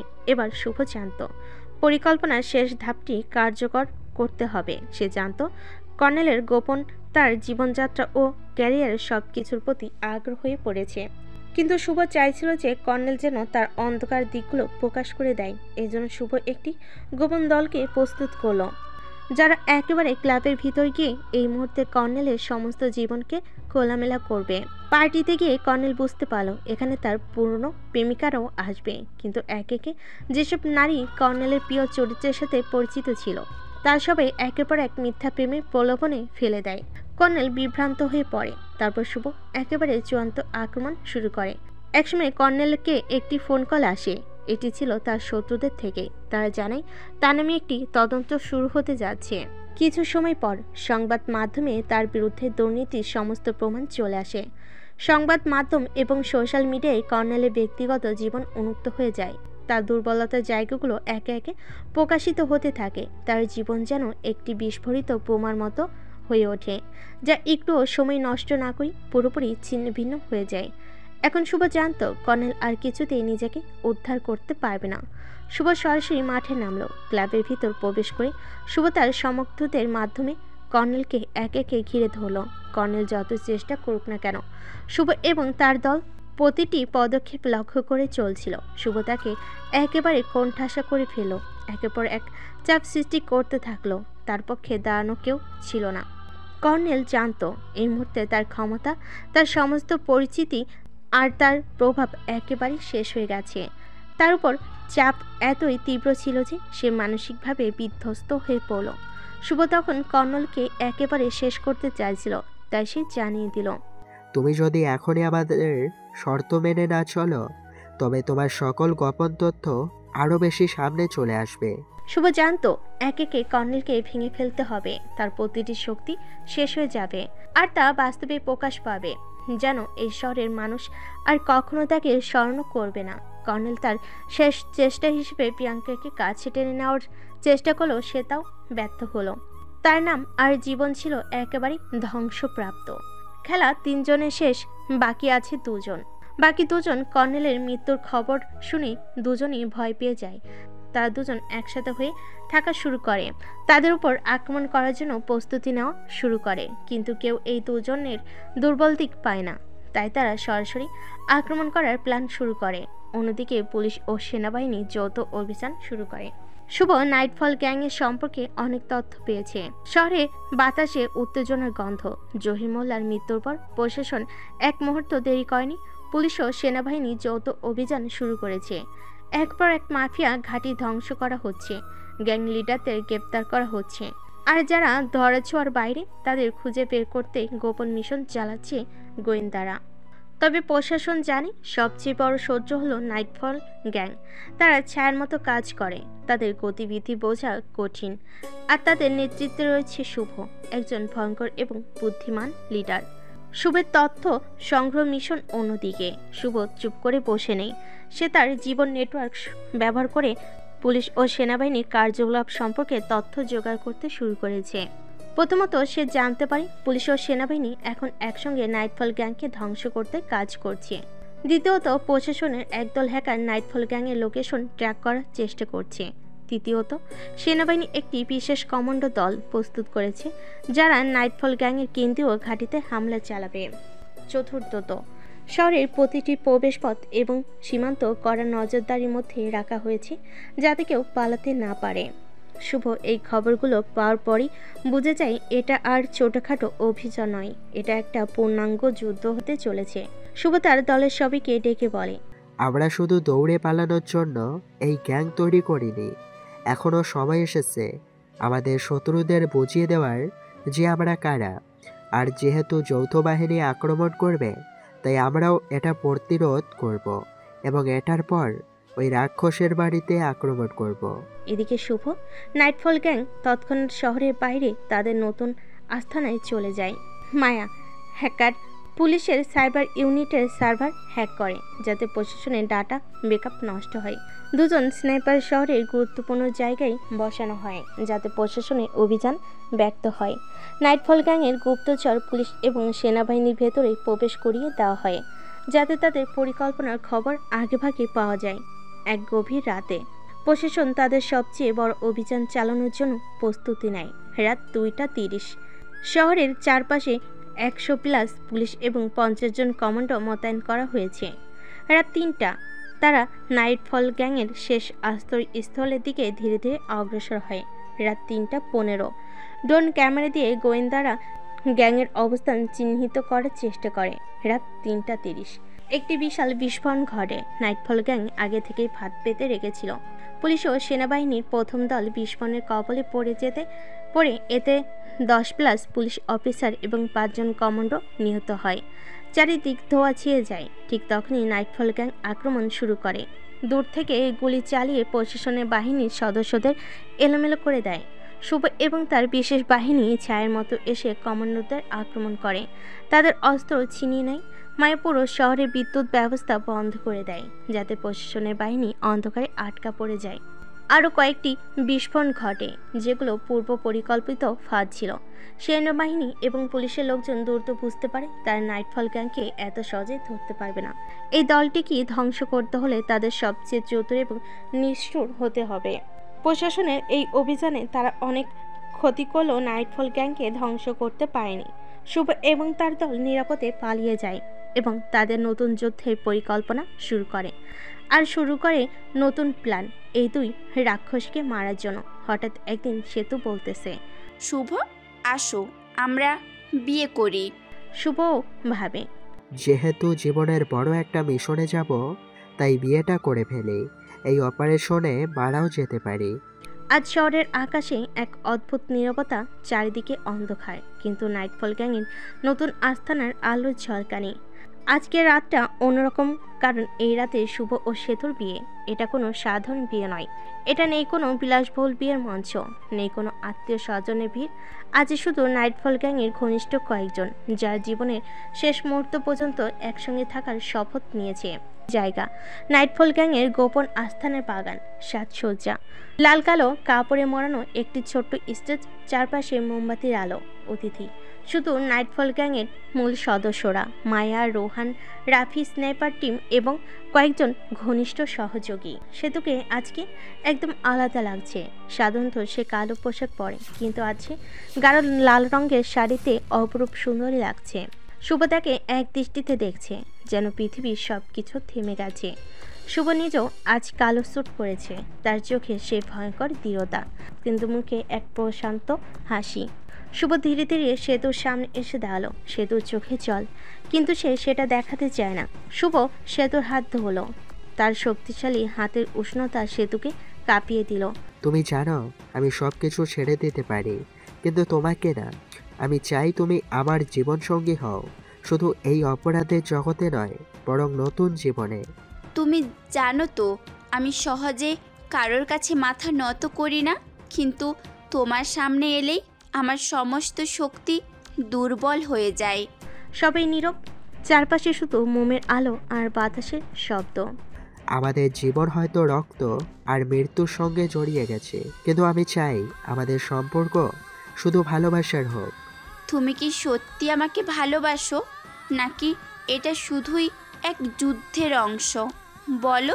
ভালোবাসা কখনো যুদ্ধের অংশ হয় না। ভালোবাসা যুদ্ধ শেষ করার জন্য তৈরি হয়। আমি তোমাকে শুধু চাই না, আমি তোমার সঙ্গে পুরো জীবন কাটাতে চাই। এই কথার পর সেতু কিছু না বলে শুভর দিকে তাকিয়ে থাকে। কয়েক মুহূর্ত পর সে ধীরে ধীরে শুভর দিকে এগিয়ে আসে, তারপর ঠোঁটে ঠোঁট রেখে এক গভীর চুম্বন দেয়, যেন এই চুম্বনেই তাদের সমস্ত প্রতিশোধ, সমস্ত রাগ, সমস্ত দুঃখ মিশে আছে। যেন আজ থেকে তারা আর আলাদা নয়, বরং একে অপরের সঙ্গে এক জীবনের জন্য জড়িয়ে গেছে। অবশেষে কপুল বলে বিয়ের কাজ সম্পূর্ণ হলো। স্নাইপার টিম বন্দুকের গুলি ছুড়ে আনন্দ উদযাপন করে। এরপর গ্যাংয়ের সবাই এসে শুভ ও সেতুকে অভিনন্দন জানায়। মায়া মজা করে বলে, এই প্রথম শুভ ভাইয়া কাউকে হত্যা না করে জিতে গেল। নতুন জীবনের শুরু, কিন্তু যুদ্ধ শেষ হয়নি। আজকের রাতটা তাদের জন্য ভালোবাসার রাত, কিন্তু দুজনেই জানে যুদ্ধ শেষ হয়নি। সামনে এখনো সবচেয়ে ভয়ঙ্কর দুজন শত্রু বেঁচে আছে। সেতু শুভর বুকে মাথা রেখে বলল, তুমি কি মনে করো আমরা সত্যি একদিন শান্তিতে বাঁচতে পারবো?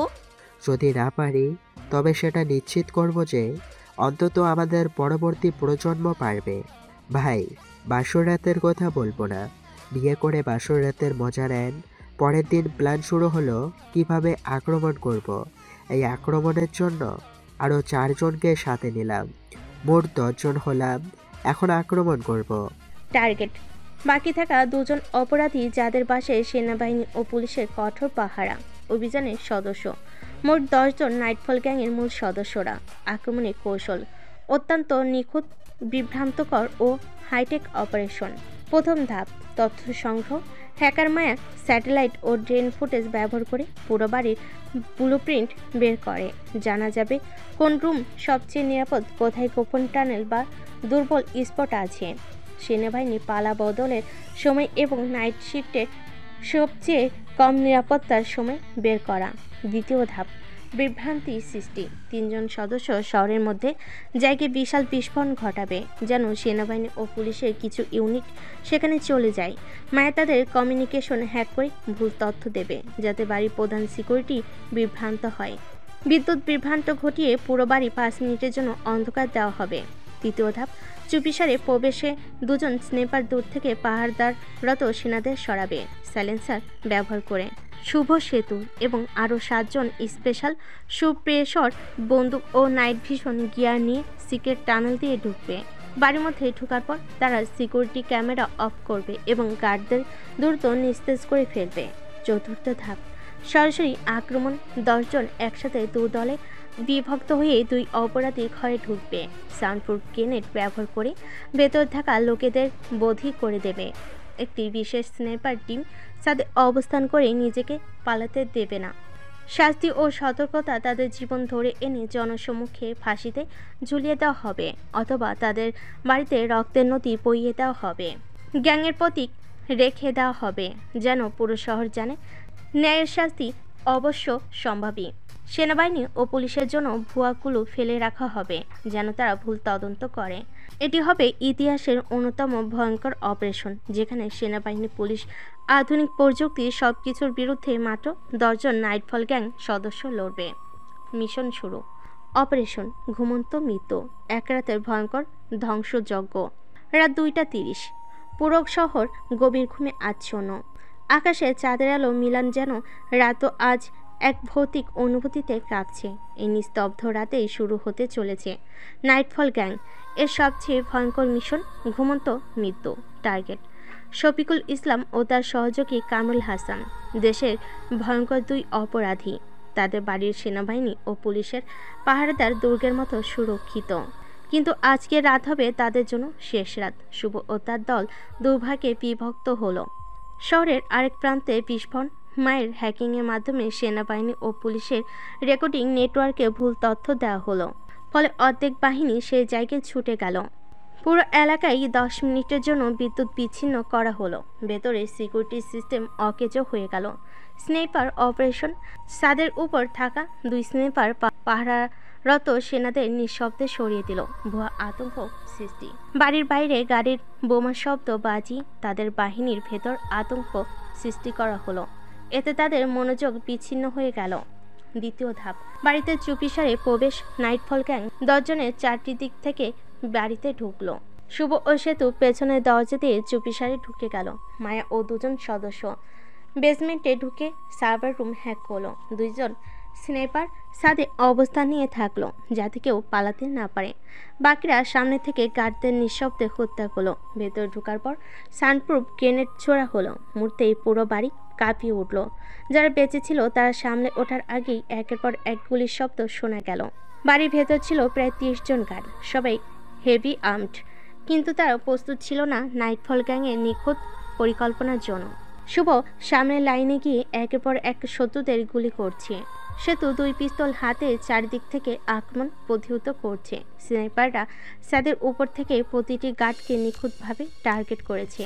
মায়ের সব সিকিউরিটি ক্যামেরা বন্ধ করে দিচ্ছে যাতে কেউ বাইরে থেকে না দেখতে পায়।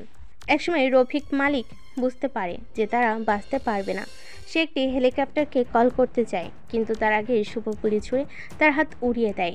সাইফুল ইসলাম ও রফিক মালিক চিৎকার করতে থাকে, তোমরা যা চাও তাই নাও, আমাদের ছেড়ে দাও। কিন্তু নাইটফল গ্যাং দয়া করতে জানে না। শুভ সেতু ধীরে ধীরে শফিকুল ও কামরুলের সামনে এসে দাঁড়ায়। তাদের হাত পা ভেঙে ফেলা হলো। তাদের গায়ে দাহ পদার্থ ছিটিয়ে জ্বলন্ত অবস্থায় রাস্তায় ফেলে দেওয়া হলো। শহরের জনগণ দেখলো কিভাবে অপরাধীদের নির্মম পরিণতি হতে পারে। শেষবারের মতো শুভ বলল, শহর আজ থেকে শুদ্ধ হবে। এই ভয়ঙ্কর আক্রমণের পর পুরো শহর আতঙ্কে ছড়িয়ে পড়ল এবং সব অপরাধী আতঙ্কিত হয়ে সহজে পালাতে শুরু করলো। জনগণ রাস্তায় নেমে নাইটফল গ্যাংকে গোপন সমর্থন জানাতে শুরু করলো। পুলিশ ও সেনাবাহিনী একসাথে যৌথ অভিযান শুরু করলো। এদিকে শুভ ও তাদের দল নিরাপদে সরে গেল। যৌথ বাহিনী অনেক চেষ্টা করলো, কিন্তু নাইটফল গ্যাংয়ের কোনো কিছুই ছুঁতে পারল না। একদিন রাত 8টা বাজে, তখন হঠাৎ আকাশে বেলুন ওঠা ধরল।